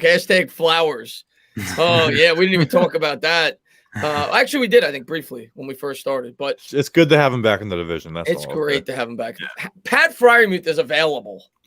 Landon Dickerson. I'm not taking Pat Rondale Moore. Oh, my God. Because Pat Freiermuth will never be there. So I'm not taking him. You still got Landon Dickerson and Rondale Moore. Actually, you know what? Please take Landon Dickerson because I want everyone responding being like, Chris isn't realistic. Chris isn't realistic. So please take. I'm not taking Rondale Moore. He will. Well, Rondale's the one that could fall. I feel like it's like semi-realistic that Moore could fall. Wasn't Rondale 5'7" when he measured in? So yeah, like 5'8" maybe. See it. And he hasn't really played a ton. Yeah, yeah. Rondale Moore falling isn't crazy. Well, then I'm going Rondale Moore because Freiermuth is not realistic. I already got my lineman. I already got my edge. And I like Rondale Moore. The only thing I worry about there is injuries, but he's really good. So I'll go Rondale Moore here at 76 then. If we all agree that that's semi-realistic. Yeah, I can live with it. We gave Mike Walker a little, which we didn't think was going to there too. All right. Trey Sermon going in the 3rd. Freiermuth going 84. I'm not a huge Sermon fan, by the way. Yeah, he's Bad Dog loves him. He's in the chat. There's other running backs Bad I like. Dog. Kendrick Green. Well, Bad Dog's an Oklahoma guy, right? Yeah, he is. Yeah. One running back that I'm not a fan of at all is what's his name? Stevenson. Ramondre? Yeah, out of Oklahoma. He doesn't make any cuts, but he'll run. So he was down at the Senior Bowl, and he's just there's some guys who are big, and there's some guys when you see them out there, it's like they're big. Ramondre is one of those. Sermon can stiff arm you. You can't tackle him around the legs, but it's just like and I guess it's not bad. He just kind of just runs straight and forward, like to me. I got Bobby's guy still on the board, Chaz Surratt. Take him, please. Tyler Shelvin, I like. He's available. Oh, Osa. Odigizua. Get another Odigizua. Come on. Ambry Thomas, I like. Let's see on the offensive end. Ben Cleveland is still available. Wow. This is a great board for you. I hope it goes amazing for the rest because I am just waiting. I want this isn't realistic entertaining replies. Jeff Green dagger in the corner. Love to see it. All right. To me, it's either Shelvin, Surratt, or Cleveland. I already took my lineman, but I would probably. I'll go Surratt. I'll go with the linebacker out of North Carolina. Surratt, rather. That's what I'll go with. Because I just don't think Cleveland's going to be there. And now we will wait until the 6th round. And here I'm going to take running back with one of the picks. Ramondre just went. Seth Williams. What do you think of Seth Williams, Mike? I don't even remember. He's from Auburn. He makes like some big plays. He's just not consistent enough. Probably didn't watch too much of him. Yeah. Zach Wilson says, I'll be there. Pick me. No, you won't. You will not be there. I love those accounts. Those are my favorite. I promise. Like I really do like those ones. Like when Pat Fryermuth was there was an Evan Ingram one being like, no. That Evan Ingram one's in all my streams. He's great. NY Giants 26. Thank you very much. Bobby, what do you mean about the draft with Jackson on Insta? That may have been a Justin post. Let me look up. Okay. I post on our Instagram and then I'd like every once in a while I'll go look at the comments because they're kind of funny. Let me see. Oh, Adore Jackson wore number 2. So it's 2 days until the NFL draft with, because Adore Jackson's wearing number 2 at USC. Yeah. This. Let me ask you guys this. What do you think the chances are, since they have 2 6th-round picks, that they trade up back into the 5th if someone they really like falls? Nobody values those. So it's like, you don't see those late round trade ups, you know what I mean? Unless it's like a pick from the next year. Yeah, I don't think it's very likely. Maybe we trade back and get a couple extra picks. I think that's more not that late, but maybe in like the 2nd round, maybe we trade back and get a few extra late picks. Well, like last year we had the 4th, 7th, and the 6th, and everyone's like, "Oh, we're going to use those as a trade up." It's like, who wants late round 7th round picks? All right, I'm going to have to pull this up because Mike has now been entered into the group. Yes. But first, let me get to Cole. Cole says, "Is it realistic? No one cares about Nico." LOL. Stand up. Bobby loves Nico. Ole Miss. Kenny Yabo. I like him. Royce Newman. Not a big fan. Elijah Moore. Good player. What other Ole Miss players am I missing? And there he. Nice. There's Mikey too. Rice. Too much rice. I do get rice at Chipotle all the time, so that will be me probably at some point. Trying to look like my main squeeze, Dave Gettleman. That's pretty good. That picture looks like someone who has been working for CBS Sports for 20 years. Yeah. All right, let's go to running back because I'm going to go running back with I'm taking J.V. Hawkins. Me and Bobby are we both love that guy. I'm in complete agreement with you on that one. I'll take J.V. Hawkins with the 1st. Take a fullback and Ben Mason. I like Chris Evans. And then in the 2nd, I think I'm going to. Well, let me look at overall. I like Tamorrion Terry. Yeah, please take Tamorrion Terry. I want that. I want people to see that. I'm not doing that because that's just too unrealistic. Taquan Graham, I like. I don't know if you guys have looked at him at all. Well, Bobby has it because he hasn't been looking at DTs. I like him. Trey Brown, me and Bad Dog mocked him a few times. The cornerback out of Oklahoma. I like him. Let me go. Wow, 6th round. I like Trey Brown. You know what? I'm going to take Trey Brown. I think we could use a late corner. I'll go Trey Brown here. So there you go. We'll wait till see it's done, and then we'll do one more together. First one jointly. We'll try to mix it up. We'll do like a trade down, and we'll try to pick like a good spot where we think we could trade down. So Entertainer definitely won that. Well, Bobby, I'm going to be fair, and again, I love that you stick to your guns. You had to know the general consensus was going to hate your picks. You know what? Yeah. They hated Jesus too. All right, so we ended up with Rashawn Slater, Jalen Phillips, Rondell Moore, Chaz Surratt, Javian Hawkins, and Trey Brown. Pretty good. Yeah. Pretty good. Can't believe Trevor Lawrence didn't fall to 76. Wow. All right, we're going to do one more. We're going to trade down. And JD, man, thank you so much, man. Let me just pull this up real quick. JD, man, thank you very much, man. He says, Tana, I know you believe they'll work together and there is no rift. However, if an unforeseen draft scenario develops, Gettleman vouches for one player. Joe says, I prefer this player. What do you think happens? Who wins? Dave Gettleman, he's the GM. I'm with Bobby on that. I think, and again, I think they work collaboratively. And I think Gettleman's going to try to get guys that Joe Judge wants. But in the end, I think Gettleman has the final say. Like Bobby just said, I think he is the GM. The one thing I'm going to say that I say all the time, and I'm curious to get Mike's and Bobby's take on this because, I think it's an interesting discussion. One thing you hear all the time, and I want to give Judge credit. Judge definitely deserves some of the credit. But one thing I hear all the time is that it's all Judge. Gettleman has very little to do with it.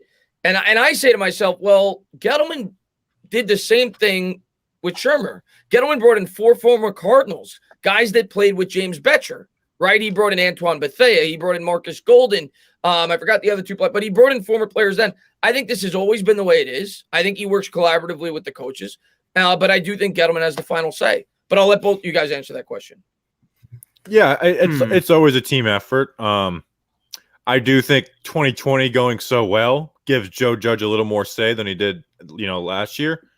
But yeah, for the most part, I do. I mean, when they fired Pat Shurmur in that press conference after with Gettleman, Gettleman got a lot of heat for not being fired at the same time as Shurmur.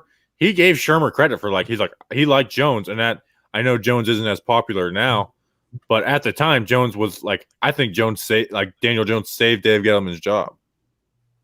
Yeah, there's some truth to that. I remember that after the 2019 season, Gettleman went on Michael Kay's show, and he said that Daniel Jones was pointed out to him by Pat Shurmur, and of course they both had to agree on that pick. But it's not too far fetched to think that Daniel Jones was Pat Shurmur's guy. But yeah, when I look at it now, it's hard to think that based on how bad those first two off seasons with Gettleman went, that Joe Judge doesn't have some type of influence. I'm sure he does. And I don't know if they just got lucky last year or whatever it is, but something changed. And I think John Mara had there was a video on Giants YouTube about it. And they were saying they're diving deep into analytics now and changing the way they do things. And that can definitely be a part of it too. There's a lot of things. It's not just it wasn't just the Pat Shurmur problem. They're doing things differently now. They're evaluating situations differently. And now they're finally making good decisions. So I think at the end of the day, we should all be pretty happy about that. Yeah, no, but I'm gonna, and I agree with you, Mike. But if that situation happens, let's just play it out. Judge was dead set. He's like Devontae Smith, and Gettleman was like Micah Parsons. Who do you think gets the say? Well, does John Mara come in at some point and break it up, or do they have to decide amongst themselves at that point? Is Mara in the draft room? I can't even remember. I don't think so. Well, last year he wasn't because they showed Gettleman with the binders, right, and the mask on his face. And Judge, they showed Judge as well. I think they were both at their houses because of the pandemic. I can't remember 2019. I don't remember seeing Mara. I didn't see Mara last year. I would say Gettleman. Dave Gettleman is the general manager, so I would say Dave Gettleman. You would think, yeah, based on the job titles, if they're between a guy, you would probably think the GM gets it. But I feel like Joe Judge is stern about who he wants and all that. I have no idea. That'd be we'll probably never know the answer to it, but I am fascinated. It's a fascinating situation. I want to know, but we'll probably, yeah. I think they work collaboratively, but I think Gettleman has the final say. Maybe one of the coordinators would be the deciding factor. If it's an offensive player, Jason Garrett would help. Defensive player, I would trust Patrick Graham a lot more, but still. Yeah, good point. I want to know what Bad Dog thinks of Ronnie Perkins. He likes him. That second round edge group. There's a lot of guys I like Perkins, Osai. Obviously Tryon. What are some of the other names there's a nice little Peyton group Turner. of guys there. Yeah, I'm just not huge on him. To be honest, Greg I feel says, like he needs. "Oh, sorry, Bobby. I just feel like he needs his hand in the dirt. Sorry. No, Greg says can't wait to see Philly draft a cup of coffee. I hope so. They screwed up last year. Let's hope they screw up again. And then we're gonna get to the mock. Gina says trade back. All right. This is your request. We're gonna do it. It says trade back to 16 with Arizona, get the 46th overall and a 3rd round pick. Okay, Let's see. let's do it. Let's do it. If I could do it, we'll do it. Crazy 46. they offered that. Yeah. Let me get rid of this. Start new sim. 6 rounds, New York Giants. And we're going to try to trade with the Arizona Cardinals at 16. And he said get 46 in their 3rd round pick. Yeah. I don't think We'll just do whichever one's the best one. Arizona gave us an offer. Let's see the other one. We're taking it. He requested Arizona. That's the offer. Don't be Dave. Don't be. You got to answer the phone. Come on. All right, 35. We ain't going back there, right? No, who wants 2022? Forget the future. Let's go now. But Atlanta might suck. he was right. I don't care. We're living we're not getting the 3rd, but we're taking what was offered to us. 16 and 49 for 11. Yeah. If in real life, I probably would take that Atlanta one. But you know what? We're here tonight. Who cares about the future in the here and now? It's fate. All right. Let's get rid of these. All right. We're up at 16. Justin Fields is on the board.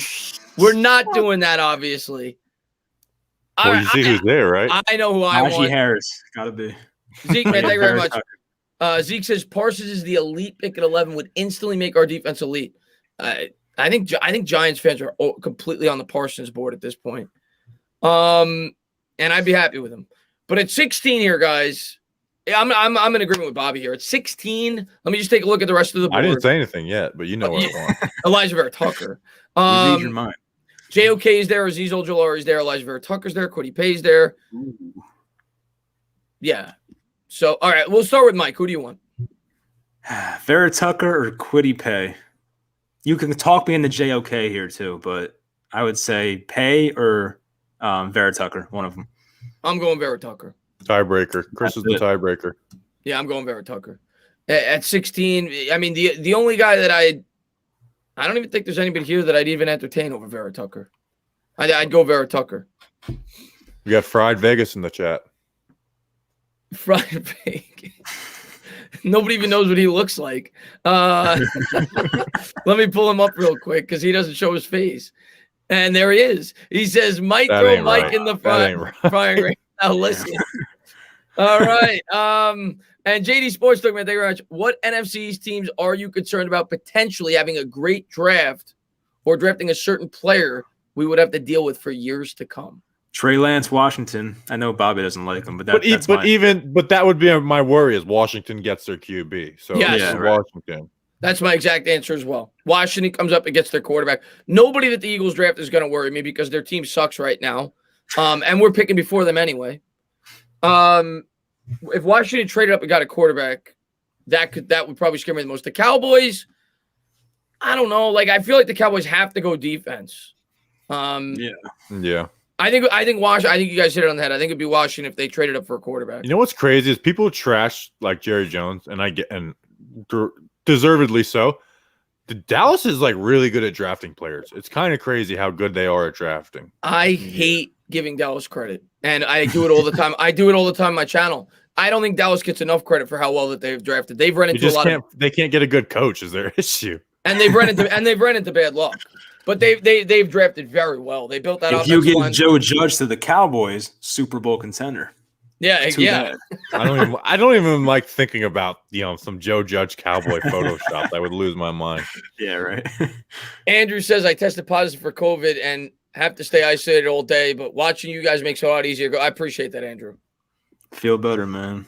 Yeah, feel better, my man. COVID's fun for not fun. All right, I worded that very wrong, but getting to relax for the first few days is like, it's not bad. Then did you get it, Mike? Yeah, in December. So it's fun, not fun. I keep saying fun, but for a person like me who didn't really affect other than my taste, it was cool to just relax for a little bit but then after a while, you're like, wow, this actually sucks. So hang in there. It'll be over. All right, guys. We're on the clock. We're on the clock. Oh, we have 49 too. That's fun. Yeah, we're at 42, 49, 76, 116. We took our linemen. We're not thinking line here. I think the two obvious positions that we're considering here, unless somebody's there that we're blown away by, is going to be wide receiver or edge. Mm-hmm. So let's take a quick look at the wide receivers first. Elijah Moore is the best on the board. Bang the table for Elijah Moore. Take him. And let's take a look at the edge. Jason Oweh is still there, who I know we're not, and Joe Tryon. Most people in the chat would probably say Jason Oweh, but I'm not in love with the guy. Let's look at overall. Javonte Williams, the running back. Alex Leatherwood, but we took a lineman. Freiermuth. Kelvin Joseph, the corner out of Kentucky. Do you peek at Freiermuth? I know our tight end room is very full right now, but I do really like him. You know. Yeah. It would be you would have to trade. Like, I wish we would trade Ingram regardless. Like, I'm holding out hope that, like, and here's my theory on that. It's like, you know, like the Levine Toilolo thing. A lot of people got mad at that. I was like, this makes sense. They use him a lot. And then they signed Kyle Rudolph, and it's like, well, this doesn't make sense now. But now they just gave the fourth tight end guaranteed money. And it's like, and people are like, oh, well, they're going to play him over Caden Smith. It's like, well, they didn't. Caden Smith played like almost twice as much as him. So my conspiracy theory that works out for me, because I want to happen, is that they are doing a draft day trade with Ingram, but they probably won't. Yeah. But I'm looking at wide receiver. So me and Mike have a De'Ami Brown versus Elijah Moore standoff. What do you say, Chris? Well, all right. If you're both looking at wide receiver, we have another pick. What I would do here, I would probably not go wide receiver. I think. What's our next pick? 49. And so what are we looking at edge? Jason Oweh is the best guy on the board, and then Joe Tryon probably. I like Tryon. But you could wait for Tryon at 49. I am saying Joe Tryon, but I'm not like banging the table firm on it. Most people in the chat would want Jason Oweh. Pat Freiermuth. Yeah, Jabril Cox. A lot of Giants fans like. I like him too, but I don't like him this early. At 49, I might have interest. I'll break the tie for wide receiver. Let me just get these. Thank you so much. New York Giants, LA Dodgers says Giants are the 2019 Rams without an O-line. We also, I don't think we quite have that defense either. Like that we have a good defense. I don't think we have that defense. Yeah. And LOL Penis, he says, my mother. All right, I'm sorry to hear that one. Yeah, I'm sorry to hear that. And John, man, thank you very much. There were rumors, potential Ingram to the Bills trade. I don't believe in any rumors, but I like that one. So I would love that.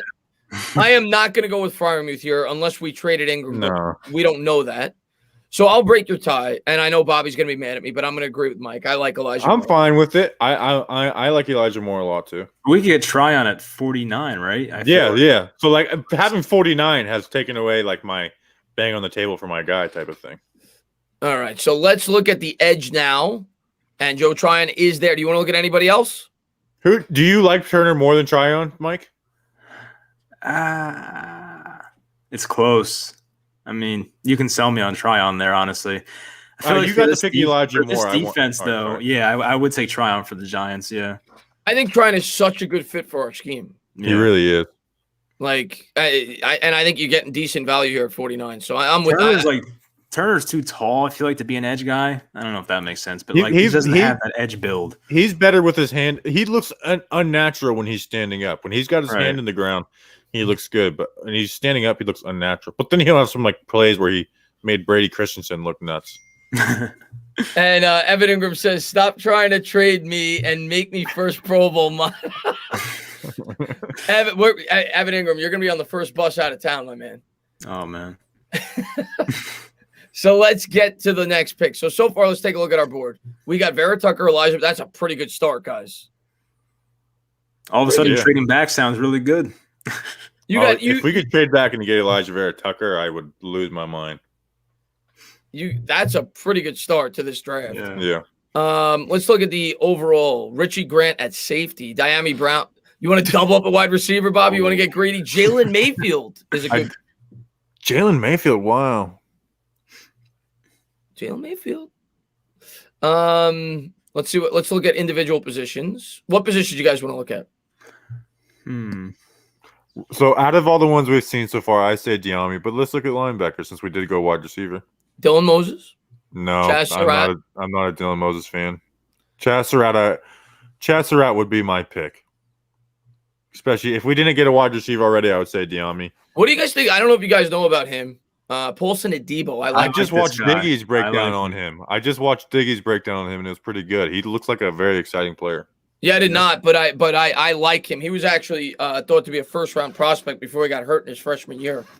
I remember that. He was like late to like go back to college last year, and he was like, I think he was a late first last year. Yeah, but I watched him last year, and like he had a very like long body type, very good ball skills. I was like, you can sell me on that in the fourth round or third. Something about Stanford players. Yeah. So who we feeling here? I feel like Diami Brown's the best value, but or Mayfield. I think if you're going value, I think it's Brown or Mayfield.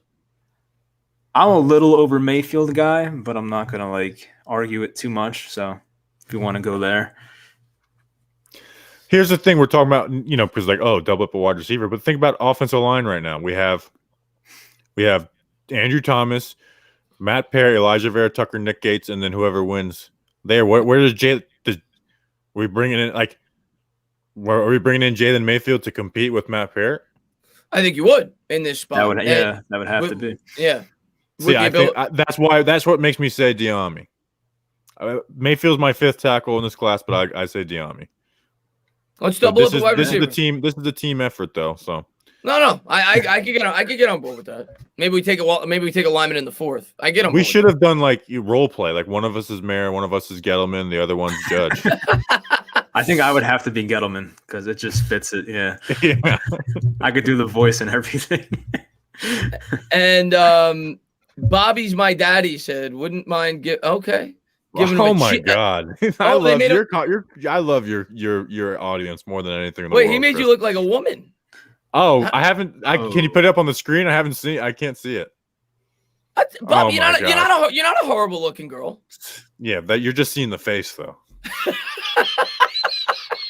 Yikes! Bobby's my daddy with the I love Chris. He's a great creator, but dang, all right. LOL penis, dude.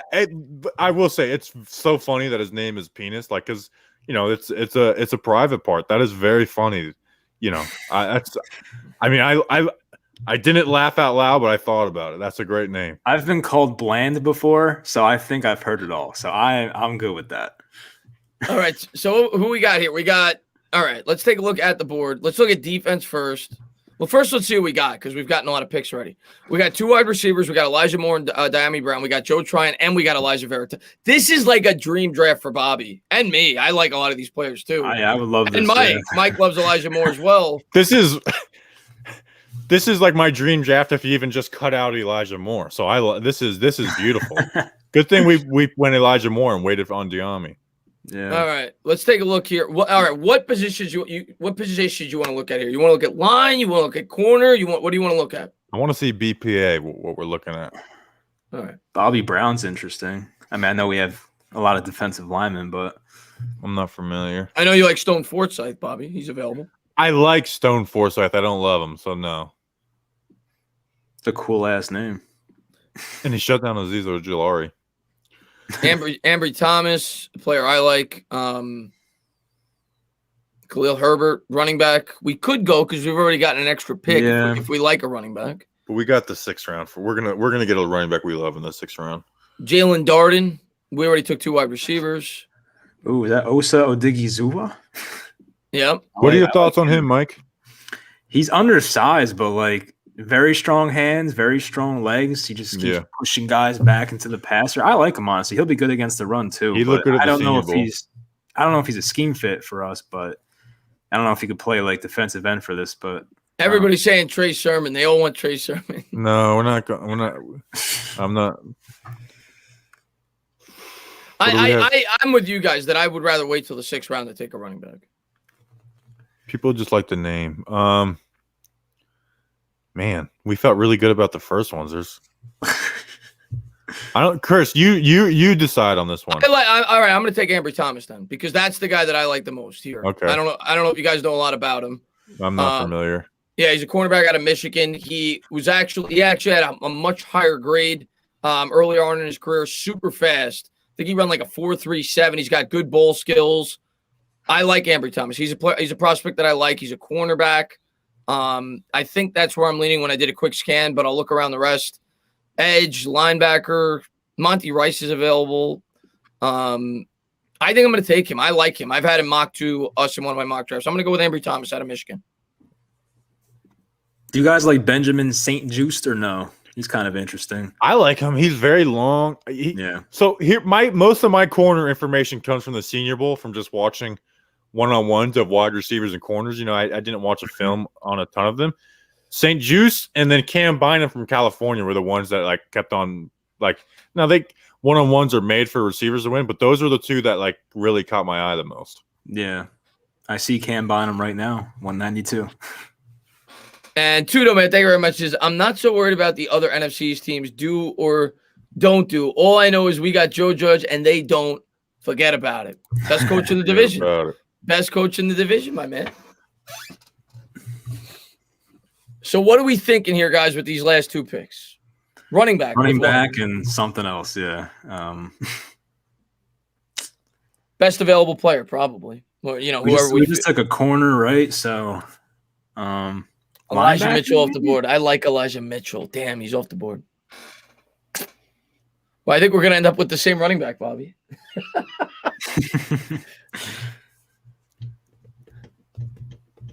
Trey Brown still a bit. We already took a corner, though. Cam Bynum just went off. All right, Derek Barnes, wow, he fell a little bit. I like him. All right, let's take a quick look. I'm assuming our running back's there. He's not. He got taken. Puka's there. I like Puka. Puka Williams. Yeah. Larry Roundtree is pretty good. Those are really the only two guys I like Chris Evans, but I feel like no one else likes him. So I'm alone on that one. We could wait then on the running back. I like the fullback more than I do the running back for Michigan, Ben Mason. Trayvon Grimes, we already took two wide receivers. Tariq Thompson, Taquan Graham, Trey Brown, we took a corner. At this point, you could double up a corner if you really like one. And the round 6 position really doesn't matter. It's just whoever you think is going to be the best player. Yeah. So out of all the names, see the corners, I'm just not that familiar with. Jonathan Cooper, I like. I had him. I don't know if you guys know him at all. I had him mocked to us. Yeah, I watched him. I'm not a huge fan, but it's the 6th round. Patrick Johnson, Mike's guy. Yeah, you get on board with that. You want to take Patrick Johnson? I can. Yeah, I like Patrick Johnson. Interesting too, but yeah, Patrick Johnson. Yeah, let's get Patrick Johnson, and then we'll get our running back. All right. You want to go Puka, or you want to go with Larry Roundtree? I like Puka, and here's why. No, we have Saquon Barkley. He's our number 1. We have Devontae Booker, who's kind of like that do-it-all like type of back. He's not going to blow you away, do anything, but he does it all well. I want my third running back to be able to wow you, and that's what Puka Williams is. So that's kind of my philosophy with it. So that's why I say Puka. I also I haven't watched the Iowa State guy, Rakeem Boyd, or Jared Dokes. I can't really see, but I haven't watched those guys. So if someone loves them, I can see them. But yeah, Puka would be my guy. All right, I get on board with that. At that point, I just want a running back. There's a couple that I like, but they were both off the board. I like Elijah Mitchell, and I like Javian Hawkins. Do you guys do one official mock draft? I do the day before the draft, which is tomorrow, right? Yeah, we put ours out on the day of the draft. One official. This is what it is. This is what we're going to write down and put in our emails and phones. This is what on record we wanted. Yeah, usually the day before the draft, which I should have enough time tomorrow to do it. I put out one final first round mock draft, what I think is really going to happen the day before the draft. So I also did my the one we did in here. I did it a little different because I don't want to spoil what I'm going to actually do. But it was still awesome though. So, so this was a trade down scenario with the Arizona Cardinals. We traded down from 11 to 16, and in addition to that, we got the 49th pick. We ended up with Elijah Vera Tucker at 16, which I think anybody watching this has to agree that that's good value. We got Elijah Moore at 42, Joe Tryon at 49, Diami Brown at 76, Ambry Thomas, a cornerback I like out of Michigan, Patrick Johnson, and Puka Williams. That's pretty good. Now we win the Super Bowl. And now I think we're Super Bowl favorites with that. So pretty good, man. That was fun going over there. It was getting to learn some of the prospects that you guys like. We've been going for 2 hours. We're going to close this out in about 5 or 10 minutes. If you guys haven't done so, please go into the description and subscribe to both of these gentlemen. I really appreciate both of them coming on. Anytime I get a chance to work with them, I love to. I think they do a great job over there. So thank you guys for coming on. And thank you. We're trying to get the 10K. Yeah. Oh yeah. You're close to 10K. We're like, right? Let me pull up my YouTube app. We are 319 away from 10K. So we'll get there throughout the draft weekend, but I would like to get there before. Yeah. And Mike, you started a new channel. Obviously, if anybody on YouTube knows if you're a Giants fan, you probably know who Mike is. You still have your old channel, but you started a new Giants channel. I'm at like 1.6 for my new one, so we're getting there. We could double that tonight if we wanted to. So let's double that. Let's go. I will say I do like I watch the Giants so much, and I do so much Giants stuff that Mike is like my Nets guy more than he's my Giants guy, because it's like I don't have a lot of Nets guys, and I don't watch the Nets as intently as the Giants. So Mike might be more my Nets guy than my Giants guy. Yeah. For every like 30 Giants content creators, you might find one Nets guy. So it's tough to come by. Want to say hello to Sox Arizona, G-Man for life. Thanks for popping in. Michael says, it's in the description below. It's in the description below. Giants Mania is the name of it, though. Giants Mania is Mike's channel. He's a Nets fan. Did he say Nets? No, I said Nets. Bird's nest. You have to excuse them. They're Nets fans. It is what it is. It is what it is.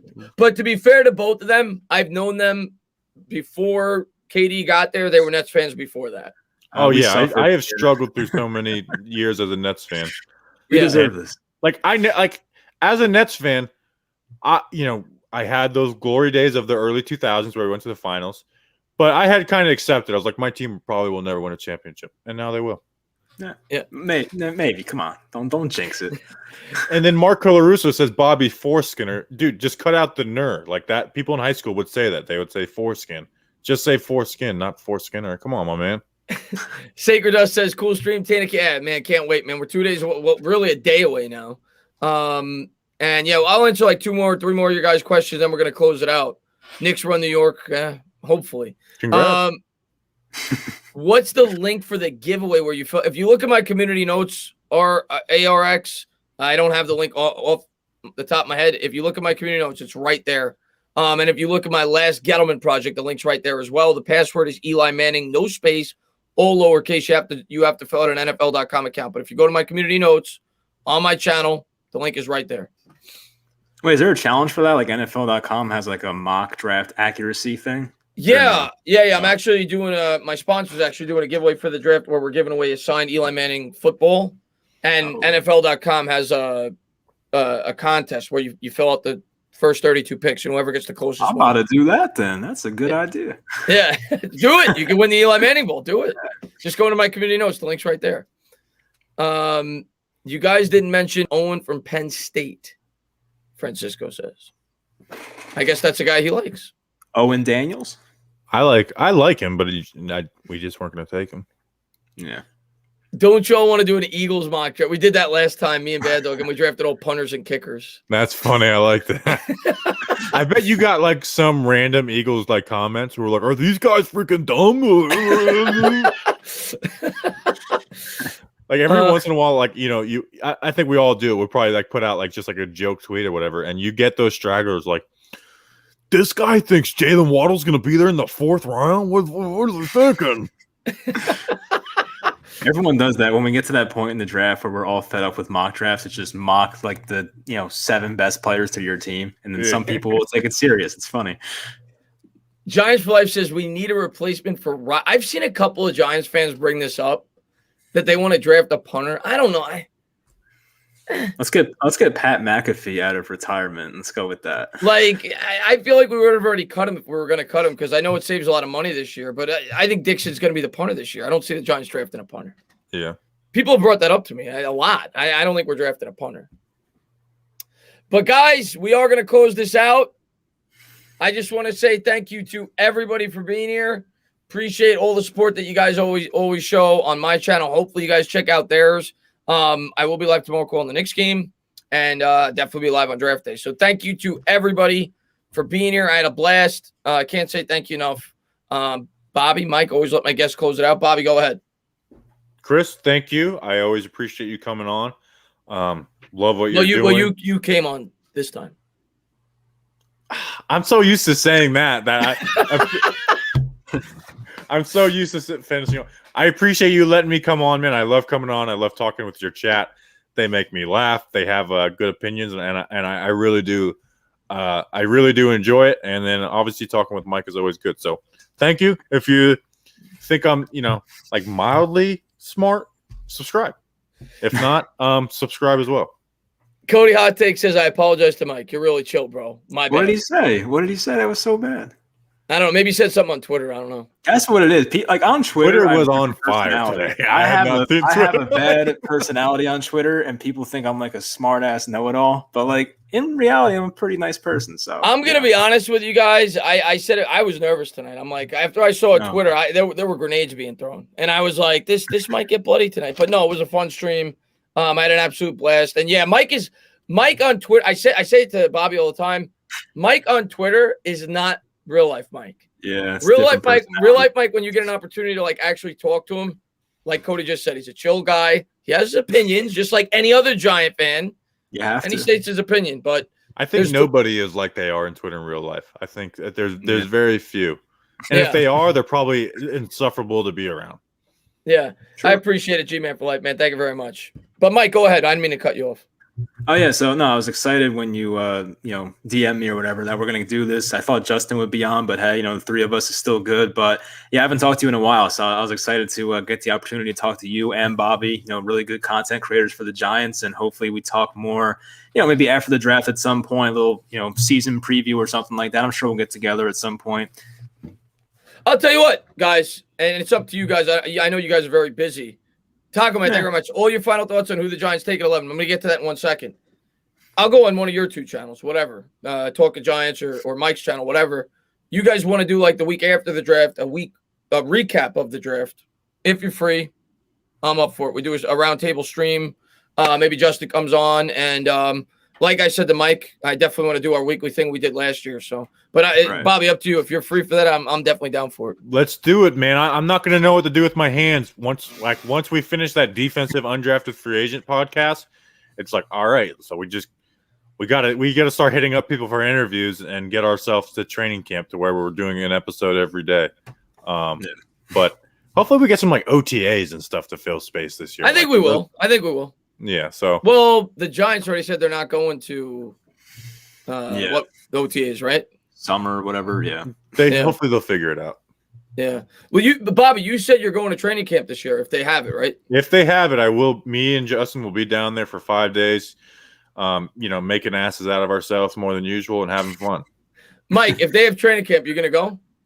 Yeah, I went once, 2016 or 15, I don't know, but one of those years. It was fun actually, very hot, but it was a good time, and it's good to be around. It was crazy though. Like I've never been on the field with like NFL players before. I think Jonathan Casillas in front of me.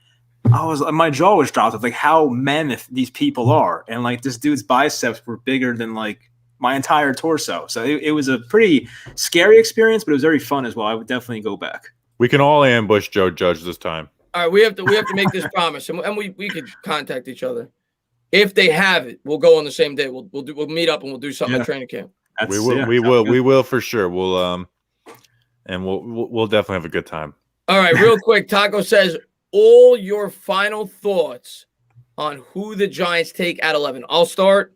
I said it in January. I think part of me sticking with it because I want to look smart if it happens. But I said it in January long before a lot of people were saying it. I said Devontae Smith. I'm sticking with it. I think Devontae Smith will be a New York Giant when all is said and done. Mike, go ahead. Yeah, I'd hate to be boring and repeat what you just said, but my gut's telling me Devontae Smith, so I'd be happy with that. I welcome that, so that's who I'm going with as well. What I think? Yeah, not what you want, what you think. We know you want 7 hogs. I know. I if Sewell fell. My realistic want that could be there is Slater. What I think, I'm going to say Jalen Waddle. I think there's a lot of smoke allowed, a lot of things. I think Jalen Waddle, and I would be ecstatic at that. Yep. All right, real quick, and then we're going to go. What is both your player comparisons for Jalen Waddle and Devontae Smith? I'll start. Waddle for me reminds me of OBJ. Bam, perfect. Odell, that is who he is.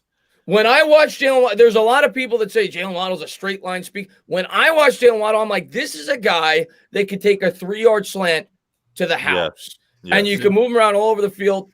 And my player comparison for Smith is more like Marvin Harrison, which is what you hear a lot, but that type of wide receiver. It's hard to have one for Smith. Harrison is the natural one because of the weight.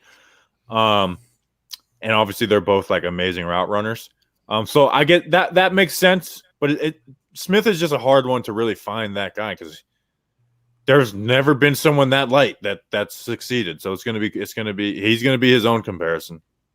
Yeah. I guess, I love the Odell one. I was making the comparison, like he can take that slant and it looks like a safety has an angle on him, but he still somehow gets to the edge and takes it to the house. So I like the Odell one. Of course, people see Tyreek Hill, but like there's not many Tyreek Hills that walk on this planet.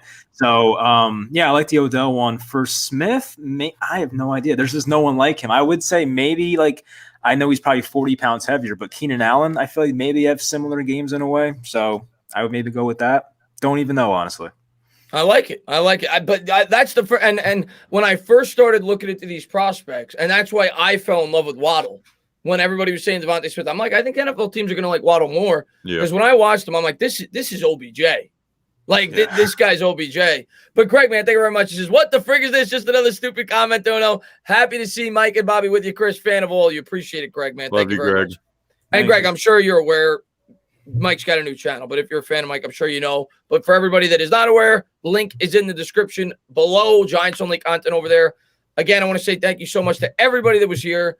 Thank you to both my guests. I'm looking forward to being on either Bobby or Mike's channel. We'll figure it out where we recap the draft and maybe 3 or 4 days after the draft. So thank you so much, guys, for coming on and enjoy the draft.